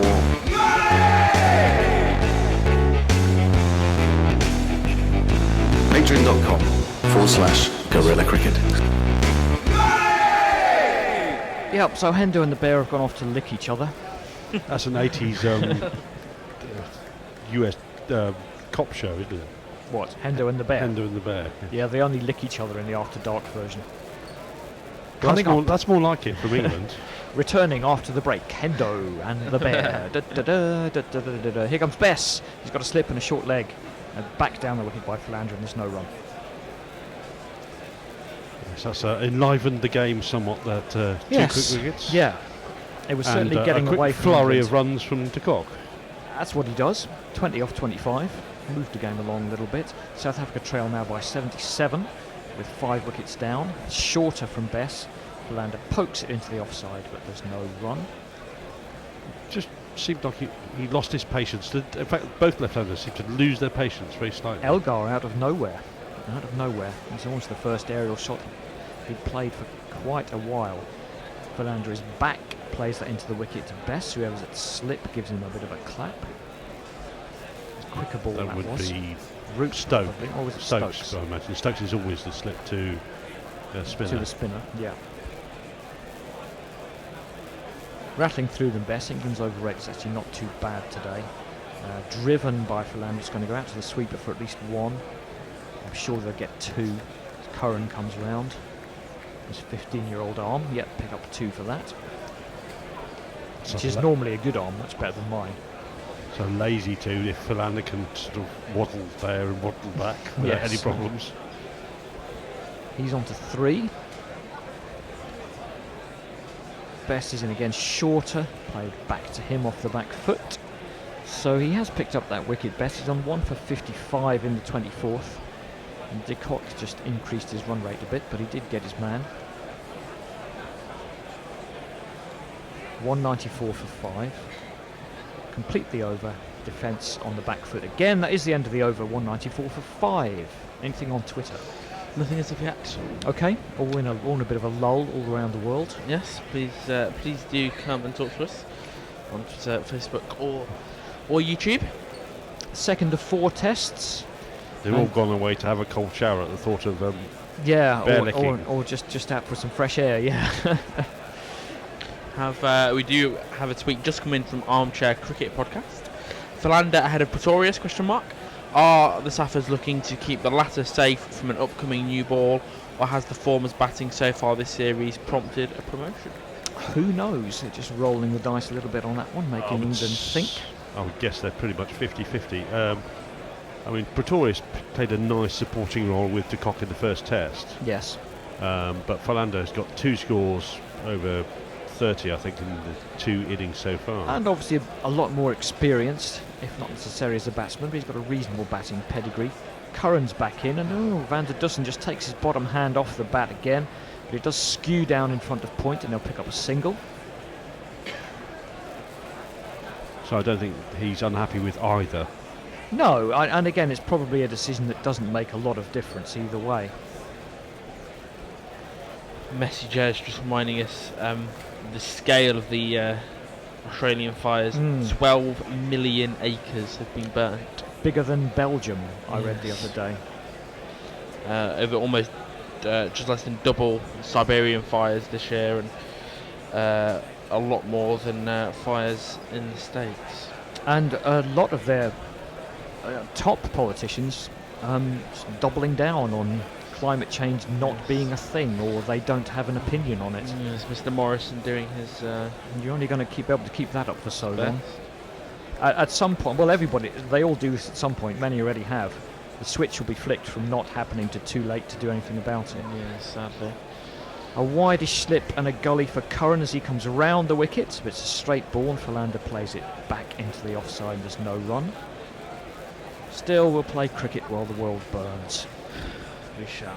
And Nero fiddles. And Nero fiddles. Quite. Oh, what do we saying it's about even here? I think South Africa a little bit ahead at the moment, and I'd expect on the with websites. these 2 still there and Pretorius still to come, I think it's probably 55-45. And get Van der Dussen out, that would change a lot. But he has been there for 180 balls, shorter from Curran. A set batsman might have pulled it. Philander just played it back down the track for no run. Only at 80 miles an hour Curran, still he doesn't get much higher than that. I still don't quite get it with Curran. I know he's got these change-ups and that's how he's doing it, and he's thinking batsmen out, I guess, but his batting is regressing to the mean, and I think his bowling will as well, sooner rather than later. Well, what's it? Familiarity breeds contempt as well. Yeah. It comes in again. That's a full ball, and Philander, nice shot, but extra cover is set back. I'm struggling to identify fielders. If they don't turn around and show me their number, they all look like identikit professional cricketers in their caps and sunglasses. Yeah, once you've been exposed in international cricket for a couple of years, I think everyone's worked out your variations. They should do, especially a scene where it's not especially got, if not the got that background much staff are doing mystery. their research. Well, that's what they're all paid for, yep. Curran's in again, full again. That's drive by Philander. He did not find the gap that time either. Same fielder, and it's Sibley, I think, 52. Messages informing us of the WinViz stats. South Africa 59, England 39, or 2. I might be a bit closer than that for me. But yes, I would have South Africa slightly in the ascendancy. 2 slips now for Curran. England keep tinkering slightly with their field. It's coming round the wicket. It's short, and Philander dabs that down to third man, where I'm sure there will be someone. He said that he's coming round from very wide, so they will pick up an easy 2.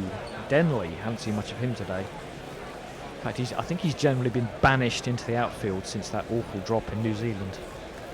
What was it described as? The worst drop of all time. Yeah. I mean, especially after that absolute blinder he took at Lords in the Ashes. Yeah. Well, that can happen in the field. We've all done it. We've all caught blinders and dropped sitters. Knuckle has joined us on Twitter. Hello, Knuckle. He says, so which crossroads was it exactly where Sam Curran made his bargain with Beelzebub? Yeah, that does seem to be what I'm thinking. He doesn't have 6 fingers, but he's still managing to take those wickets. Hope you had spotted that obscure reference. Jason, spot that one? Oh, Robert Johnson. Robert Johnson, yes, thank you. I thought you would. South Africa trail by 72 runs. Bess is back into the attack. And it's prodded down by the batsman. What advantages would it give you as a spin bowler to have 6 fingers? Well, I don't think it gives Bess very much because he doesn't really grip it with all his fingers. He Must be bowls it in the something you can top do. 3, I think. Give you some alternative grips and revs, maybe. Dabbed into the offside by Van der Dussen, and England do tend to leave that gap at point for the off spinner. Anderson's round. It's a comfortable run. Messi Jez has joined in Knuckles' tweet saying he sold him Joss's soul on the highway to hell. Maybe so. That's why Joss has got that serial killer stare. Quite.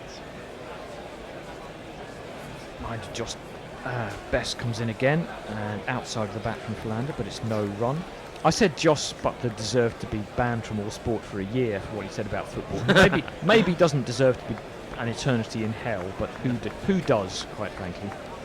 So do we take the new ball straight away here? Probably, providing Anderson and Broad are fit enough. Best bowls that one, and it's back out again to cover for no run. I mean, Curran has... Yeah, I mean, plus it would give you 2 cracks with it, because you get 5 and 6 overs tonight and then another burst in the morning. Yes.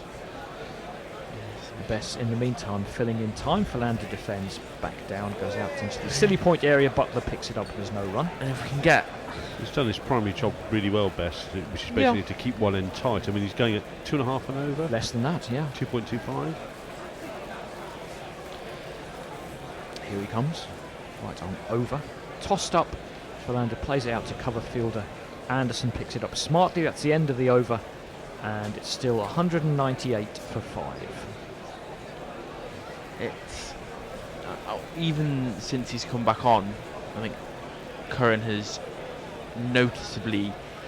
been a noticeably better spell than his efforts previously. There was just no swing from him this morning, and there's no swing now, but he's got an older ball to kind of get a bit more grip with those and cutters. a bit of, he's able to get the sort of the nibble off the pitch that Broad and Anderson have been getting. There's a beautiful off cutter as well to get rid of Quentin de Kock. So I think have Curran and Bess see what they can wean out of the old ball. If they can get one more wicket out of these 5 overs, they'd be delighted. Yeah. I can get, say, probably even one more wicket before the end of the day, and we're on top. possibly, especially if it's Van der Dussen. That one's played out into mid-wicket, and Crawley picks it up, and there's no run.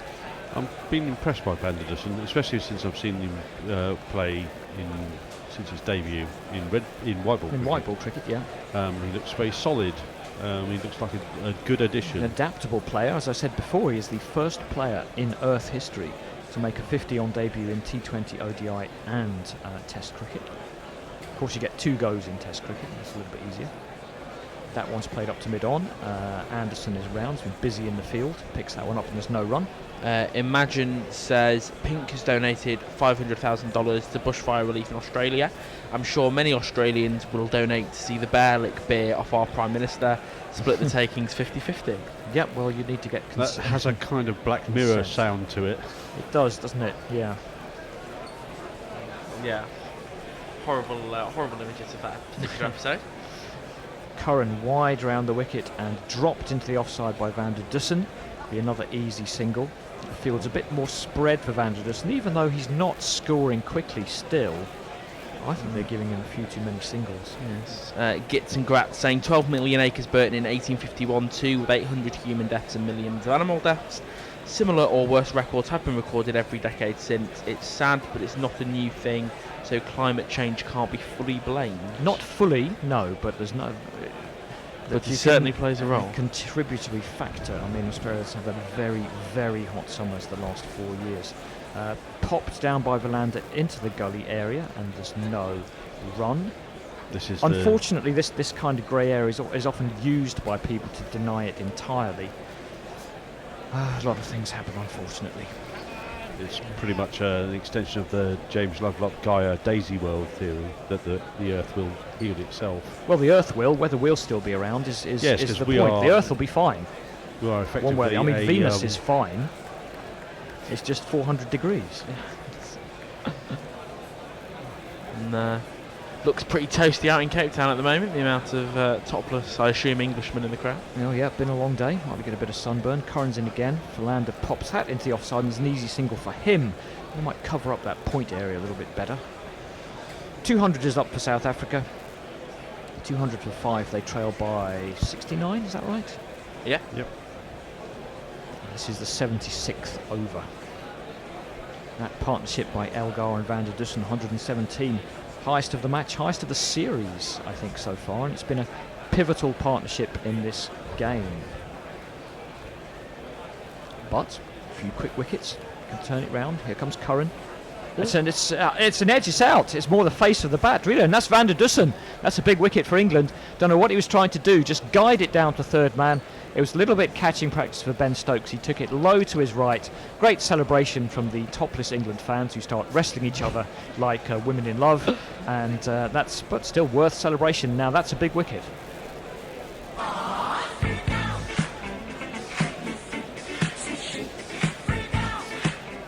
Really went for the late cut, Van der Dussen. Just in fact, it wasn't that low. Thigh high to Ben Stokes' right, and that's an easy catch by his standards. Game on now. That's yet another Ben Stokes Jaffa in the slips. I thought that was the slightly more difficult catch than perhaps it looks, but he made it look easy. Yes, of course, he's a very, very fine catcher. He is in any position. He is, but no, he's certainly been at the centre of England's fielding efforts today. Much like Elgar, Van der Dussen gets out playing a shot that he didn't really play in his whole innings. No, there was no need for that, really. He's got the very long, slow walk, Jason Roy style back, knowing he's done something he shouldn't have done. Yeah, well, you've also got a slow walk because he's been out there batting for best part of 4 hours, I would think. Yep. Anyway, he brings this man 68. to the wicket. Victorious. Victorious.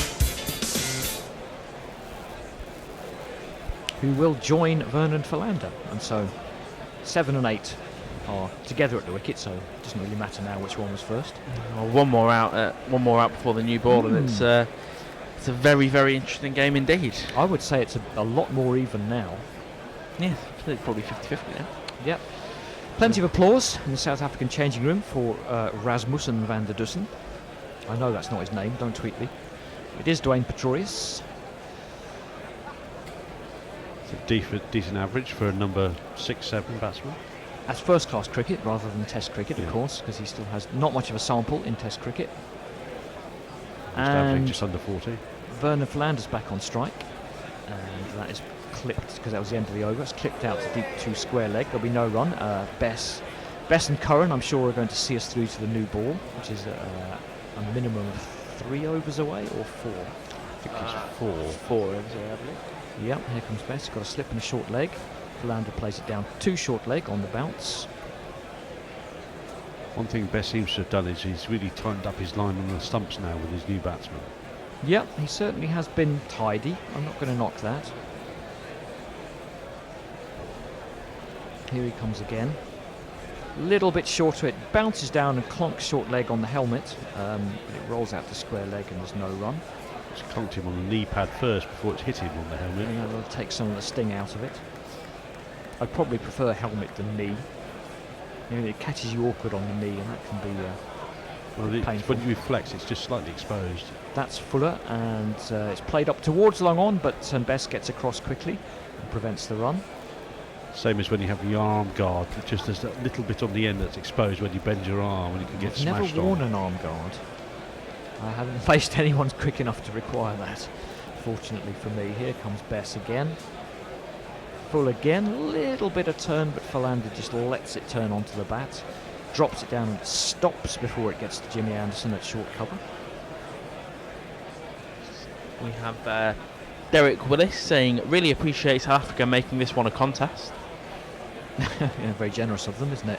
Shorter from Bess, too short, and Philander just drops it down towards the Ibis, who makes it just gets out of the way, and it's the first time the Ibis has really been troubled today in the field. Took a couple of side steps. Stuart Broad seeing the funny side and looking at it and thinking what that would taste like for dinner. The bird is back. It's odd. I'm surprised there's either none of them or 20 of them.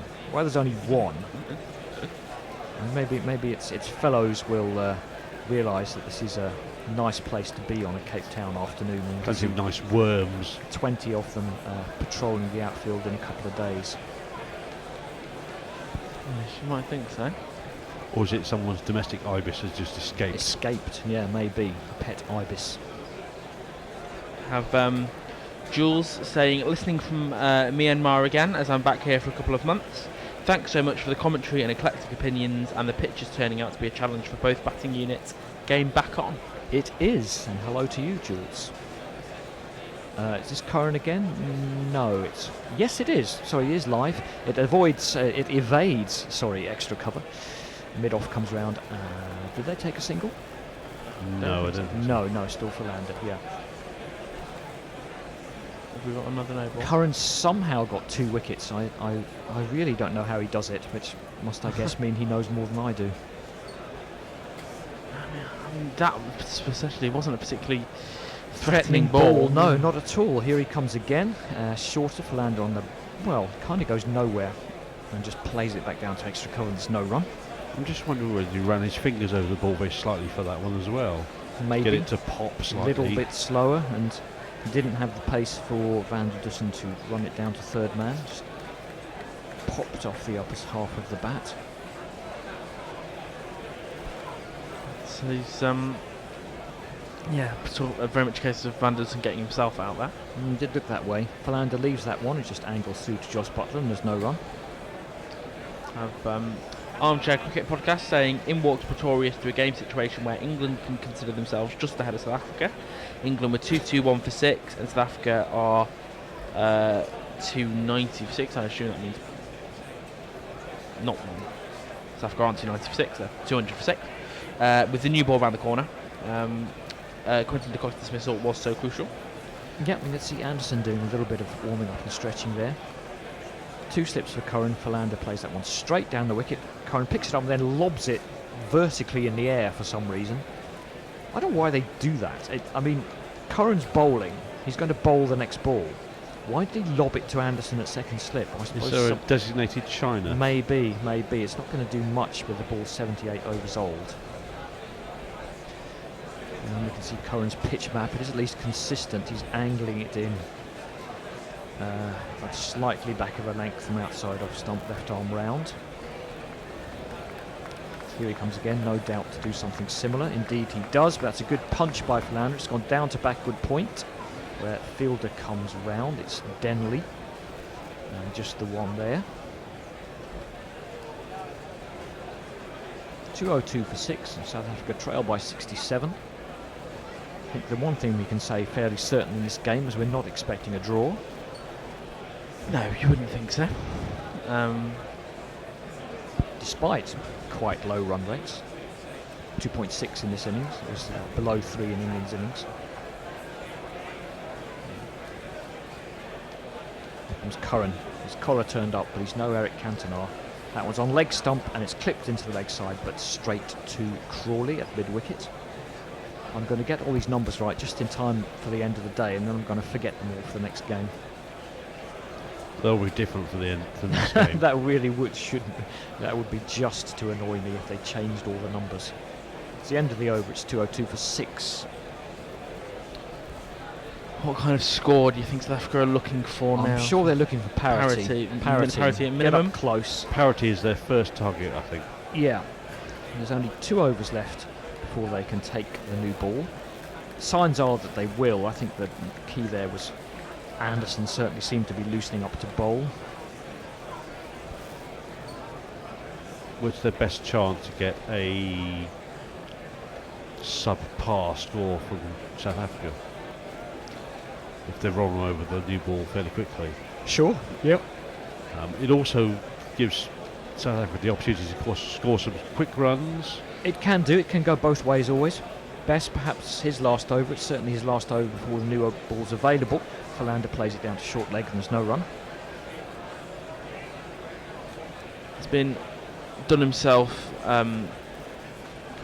very decent favourite in this game so far, Don Best. I still don't think he looks very threatening, but he has very kept it tidy. Very tidy indeed. That's a bit fuller. Philander blocks on the front foot and there's no run.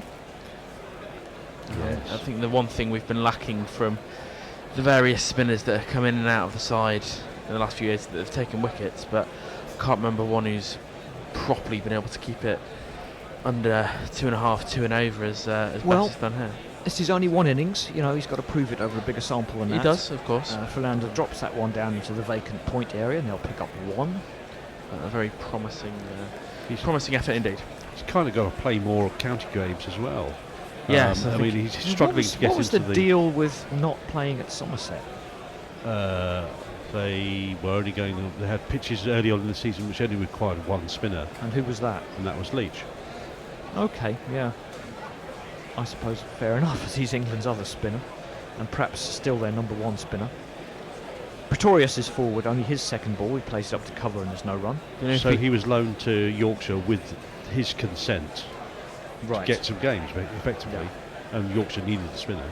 Okay, but probably not spin-friendly a surface as well. Probably nowhere is compared to Somerset.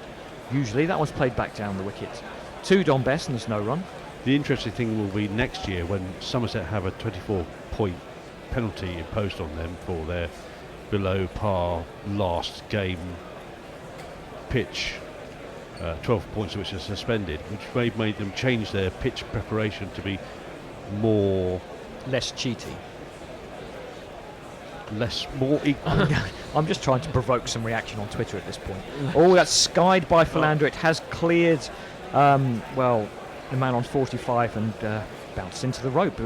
He went down on one knee to kind of pull sweep, really. It's Nissan She. It's Nissan She. And that was in fact Pretorius getting off the mark with the boundary.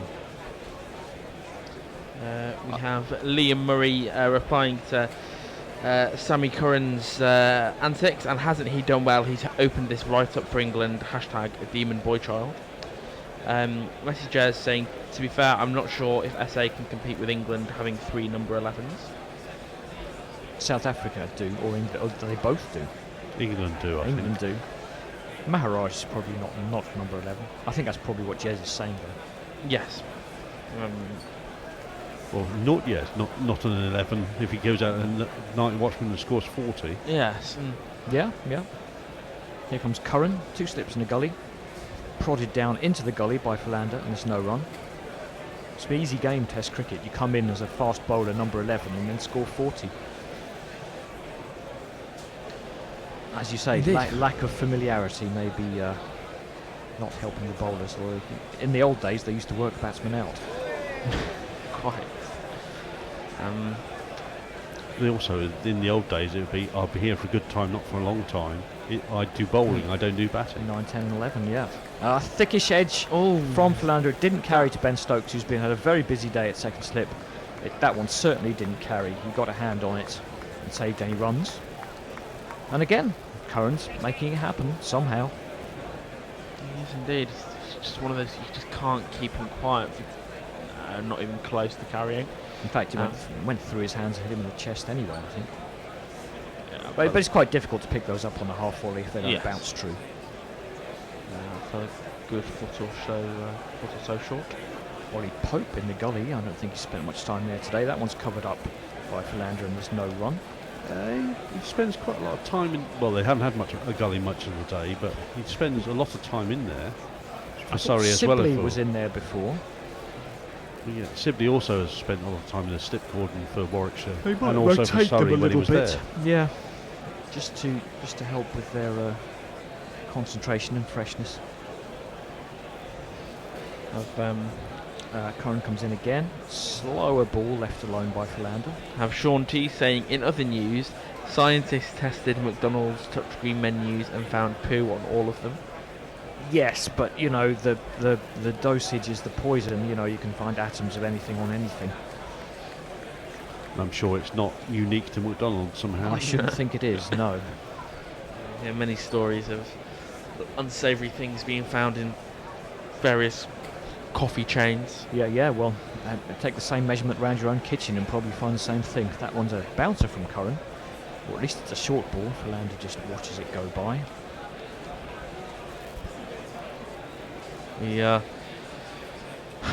Just the one ball away from Jimmy and Stewart hopefully being able to.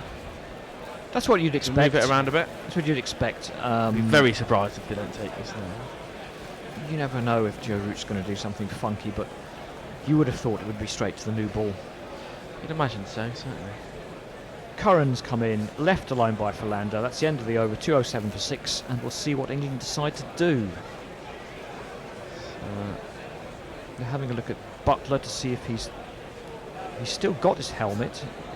Or is he taking it off because Bess is no longer going to bowl? Kumar Dharmasena holds up the new ball high, and England are going to take the second new ball.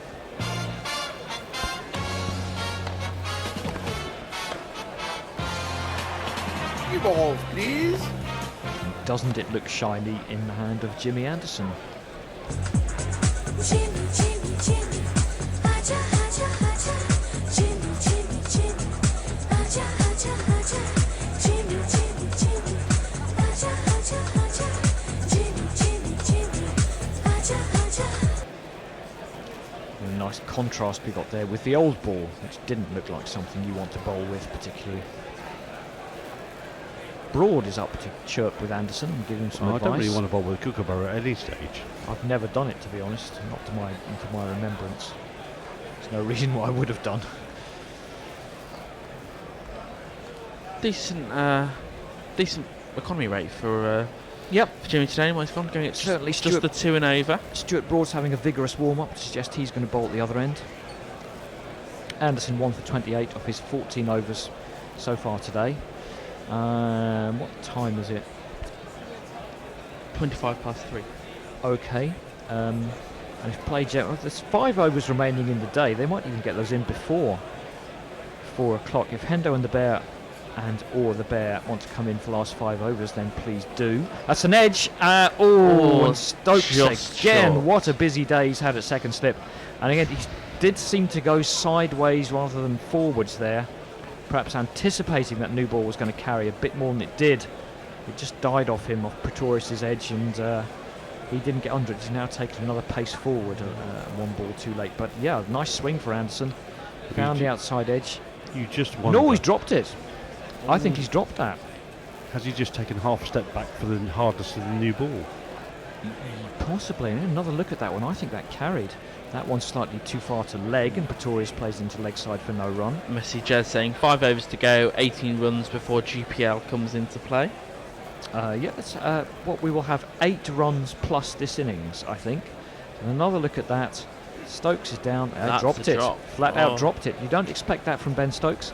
It's been a long day for him and a busy day. But he has... Well, he's dropped 2 today, technically, because that one bounced. The other one bounced out when he's hit his elbow off the ground. I think both of those were off Jimmy Anderson. Stokes is now obviously a good step closer at second slip. It's a bit late for that. That one's played out to cover by Pretorius, and there's no run. 207 these plus 215. 215 so far. Can you bring up the GPL at all, Jason? 232, I think. It's there for reference. It's going to be down the lower end rather than the higher. We're not going to be over 300. Yeah, 232. 232 is the lowest entry, and we're currently on 215. We might not. We might get under the whole lot. Anderson in again. That one's out. Stokes takes it this time. That was a good catch because he'd come forward, of course. Then it came from a bit sharply. Pretorius on the drive. Stokes took it behind him a little bit. A good catch. Oh, great things being thrown in the crowd. Beer glasses, it looks like. I hope plastic ones. But that's out. So get on your bike and take a hike right out of here. Your history, no good for me. Your history. Nice from Anderson, just enough swing, a little bit more off the wicket. Thick edge from Pretorius, and that's gone very quickly to Ben Stokes. Even on slow motion, it's almost there straight away. Catches that one with his right hand, a little bit behind him. Is that 3 catches for him today? It might be 4. It's at least 3. He's dropped 2 and had a good couple just bounce in front of him. He's certainly had a busy day. And I would suggest that puts England on top and with a great chance of taking the first innings lead. Definitely. I think if Jimmy can keep this swing, got noticeably more swing in this first over the new ball than there seemed to be this morning. Well, I'm hoping Broad can get in on the act, because yes. I bet him for top bowler in this innings. And him and Jimmy have got 2 each. The other 3, Curran's got 2. I might end up with a runs tiebreaker. It might be on who goes for the fewest runs.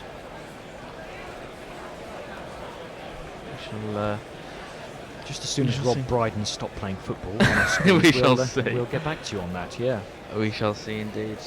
We have Martin on Twitter. Not a shabby start, that. Indeed. With the new ball, for Anderson. 2 finding the edge twice. Although Ben Stokes, well reprieved for his drop. Was a distinct look of relief on his face when he caught that second one, because we know how grumpy Jimmy can get when you don't take his catches. Well, plus if he had dropped that after coming a step forward because it came at him too quickly, that would have been annoying. But here's Anderson again to the new batsman Maharaj. Played Anderson looking for a bit too much swing there, too far on leg stump, and Maharaj plays it into mid wicket. There's a bowler there from South Africa. Started out bowling pace, but he made the switch. I wonder why, but he's known as Kesha. And a blessing from Pope for Stokes after he took that one. That's a thickish edge from Maharaj out towards point. Denley picks it up and they get through for a single. 208 for 7. End of the over from Anderson, a successful one. He's on 2 for 29. Armchair Cricket Podcast say Philander and co would do well to take all the runs they can get with the second shiny nut. Messrs Jimmy and Stewart can make short work of remaining South African batters, as witnessed in the very first over with it. Steady innings from Philander so far. He's on 9 of 41 balls. Much Confirmation that Stokes did take that with one hand, even though his left hand was closer. At that time, you can see very clearly he puts his weight on his left hand with the ball in his right to stop that one from jumping out like the previous one did. He's almost adapted as he took that. He's almost thinking, yeah, I can take that with my right hand. I can use my left hand for support. Do we know what that sort of tuber grip thing is that Ben Stokes always wears on his a lot elbow? of people wear them. A lot of people wear them just for support. Well, it's partly support and it's partly what is my South African play called roasty guards, which is to protect yourself from grazes when you're diving around. Yes, and they're abrasive and hard wickets in South Africa. It is going to be Stuart Broad. I could use him getting a wicket. Here he comes, 2 slips in the gully. Stokes again, looks slightly past the edge. Yes, I was saying again, Stokes seems to be staggered a pace forward at second slip. We have the Duke of Umbridge with us on Twitter. Cool name. The Duchess has had me doing post-Christmas chores today, and I'm now hiding in the bath with a glass of ice-dry white port, listening to the new ball spell. Do your listeners have any anti-spillage advice should a wicket fall? Well, just chill. Don't get too excited. Drink it all. Don't be like drink it first. Yeah, that would also be good. Left alone that time by Maharaj. A little bit too short and too wide from Broad. Well, you're a Duke. Surely you've got servants for this spillage kind of thing.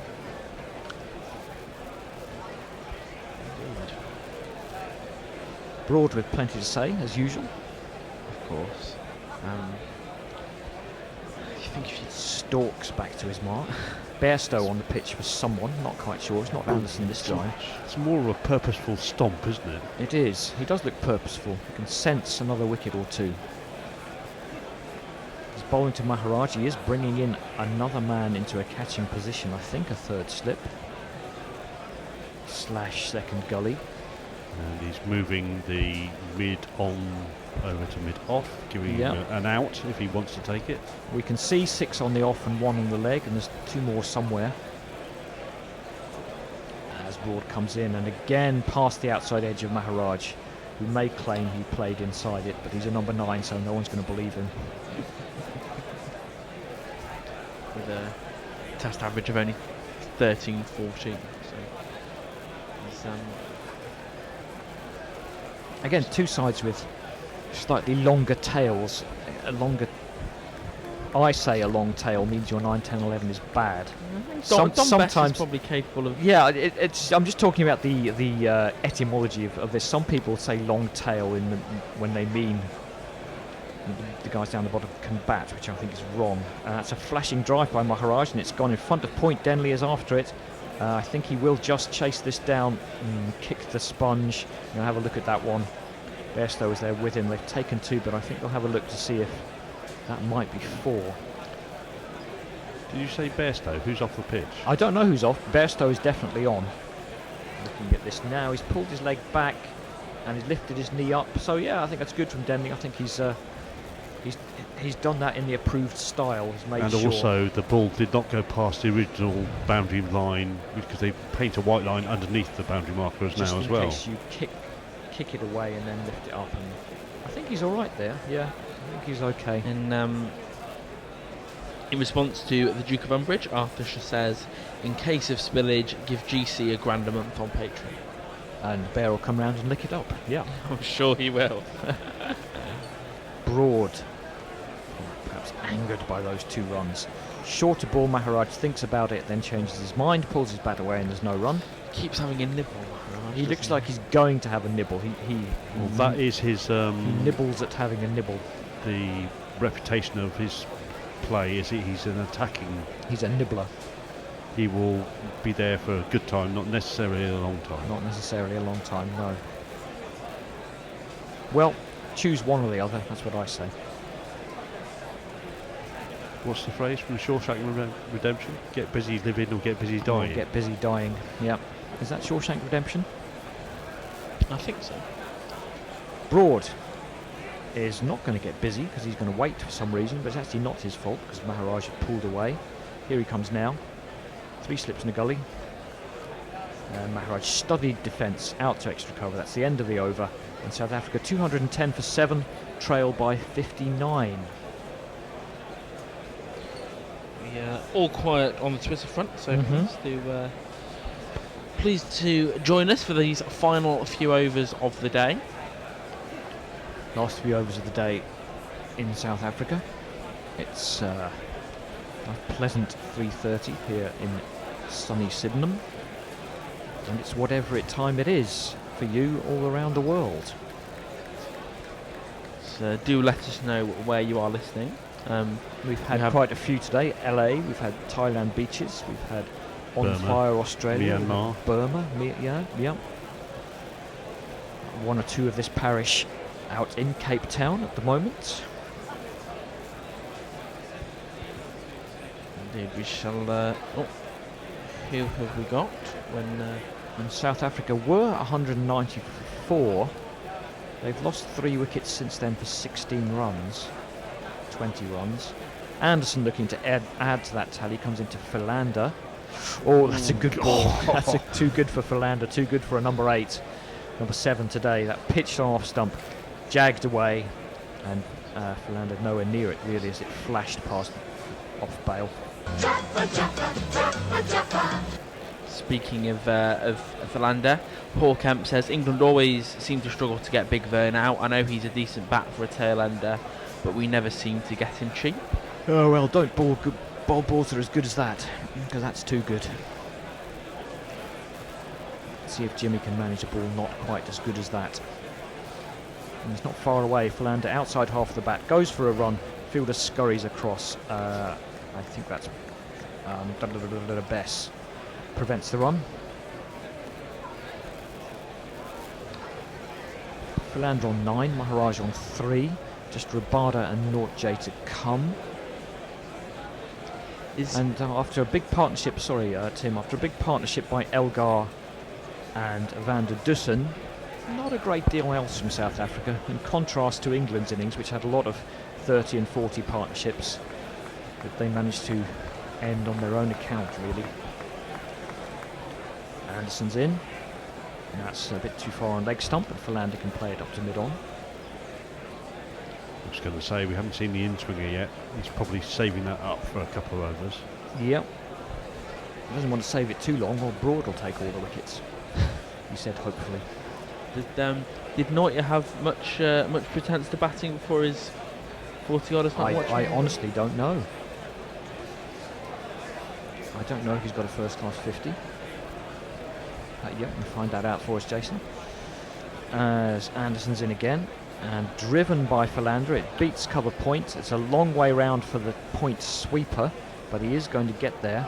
That's Denley again. Yep, they're going to come back for 3. Hurries a little bit, but asking a bit much for Denley to ping that over the stumps in the long boundary.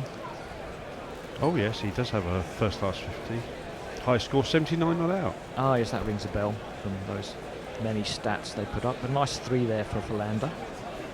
Still got an average of 15, so that's the exception rather than the rule. Yeah, but you know, 15, not bad for a number 11. Didn't really get his foot towards that Philander, but he got enough bat on it to send it out into the wide open spaces on the offside.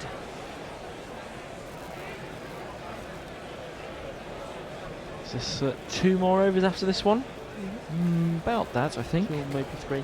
Yeah, 89 overs yesterday, and we might get the full 2.2 complement today. 2.2. See, 2 overs off for the change of innings. Anderson comes in, and that's too far to leg, and Maharaj clipped that down to long leg, where there is a fielder. It's someone, it might be Sam Cohen. Paul Kemp saying, not right this minute, but earlier I listened while walking my dog up Mamtor in the Peaks. It was fresh. Nice, nice. Sounds lovely indeed.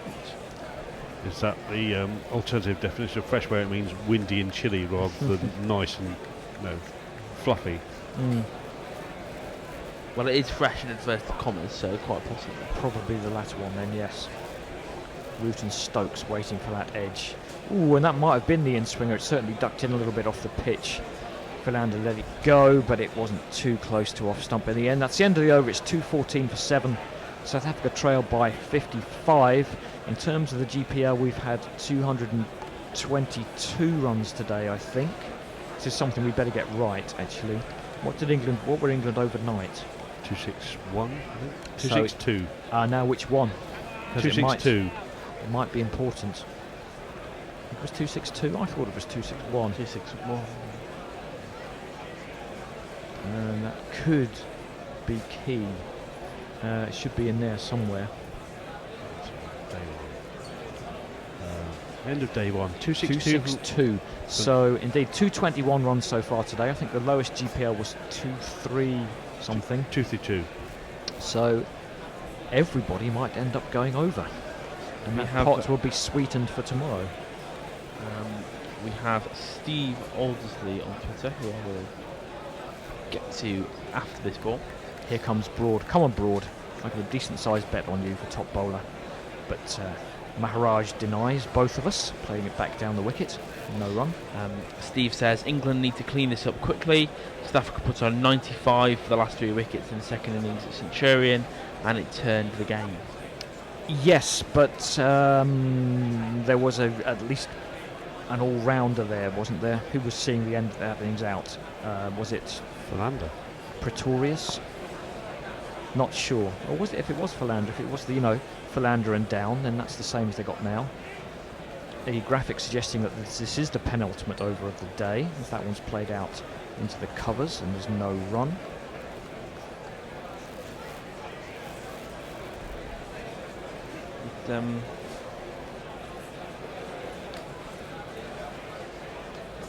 If they can get one more tonight, that would be good for England. Yeah, especially if it's Philander.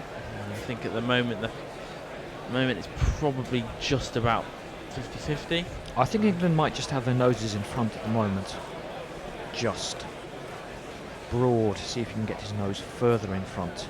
Short ball, and did get a bit of lift there. Got a new ball, of course, and flashed past Maharaj, who does have a habit of backing away. Hello and welcome. Hello and welcome to someone. There does seem to be a little bit of uneven bounce in this.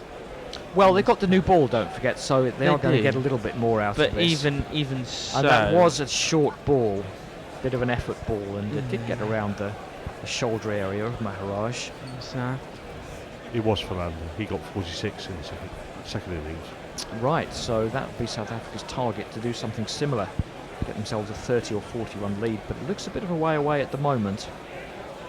Broad is in again, full, nice drive by Maharaj. It bounces up in front of Jimmy Anderson, but he does field it, and there's no run.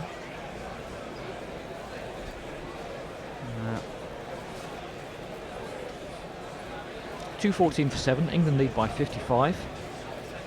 8 balls to go in the day now. 8 to go in the day, and we're what on 2-2-2 in GPL. 2-2-1, I think. 2-2-1, yes. So it does look like everyone's overestimated the number of runs to be scored. Jabs down on that one, Maharaj. There's no run there either, his cover is round. Broad has 1 ball left today, we think. I'm sure they're not going to bowl any extra overs. The ibis bird has been here pretty much all day, once again. I mean, the free run of the large expanses of Newlands.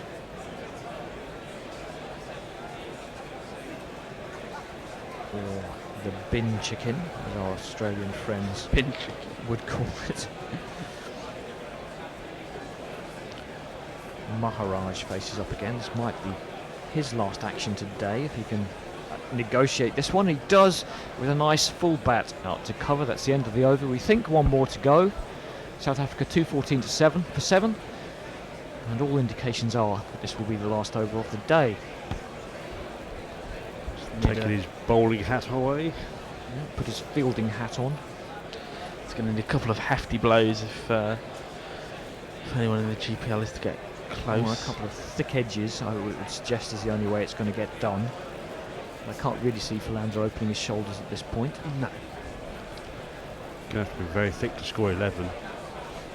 All very thin. Between keeper and first slip. Ben Stokes has been hoovering everything up at second slip today. We're seeing one that went through to root at first. That was the first wicket of the day. That one went down to Stokes, who one of his, I think, 3 catches. Back in with Anderson as Philander covers that one up, goes up to mid-off. There's no run. There's applause there from Stokes, who's certainly been busy today, even though he might not have bowled as much as he would have liked to. Didn't bowl particularly well today, really. I think this makes England's effort look about par. Makes it look more reasonable, yes, definitely. Anderson in again, left alone by Philander. A little bit of away movement after it goes past the bat. But whatever happens, you certainly felt that England could easily have added 70 or 80 to that first innings. With all the people who got starts and then got out. No, quite comfortably. There's an annoying amount of 30s and the South 40s. African changing looking a bit more pensive than it did at tea, when they were definitely in control. Pope's 60 odd. 60 not out. Too far to leg there from Anderson. Philander's going to clip it out to square leg and pick up a run, so Maharaj will have a little bit more work to do. He's not an idiot, Philander. I'll get one and walk down the other end, and you can take the last 3 balls. The last 3 balls, yeah. Maybe Maharaj will do that back to him. Maybe Philander will be leaning on his bat, going, no. Another slip going in for Maharaj, why not? We've got 3 slips in a gully. Almost. And a backward point who's still kind of in a square line with gully. It's a rather odd. Like third slip, gully and backward point are all in a horizontal line. Bizarre. Maybe that's what they do these days. Anderson's in again. Does make Maharaj play. It's hit him on the pad. It's in the pit. Oh, he's given it caught. I think he's given it. It's certainly out.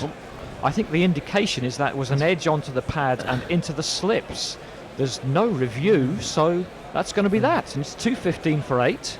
Surely that's the end of play. I think by Dalmasina's signal he was indicating that was caught. Oh, well, we'll give him out on with a jingle. Yeah. Eventually, yeah. How's that? You missed about, I caught you out. How's that?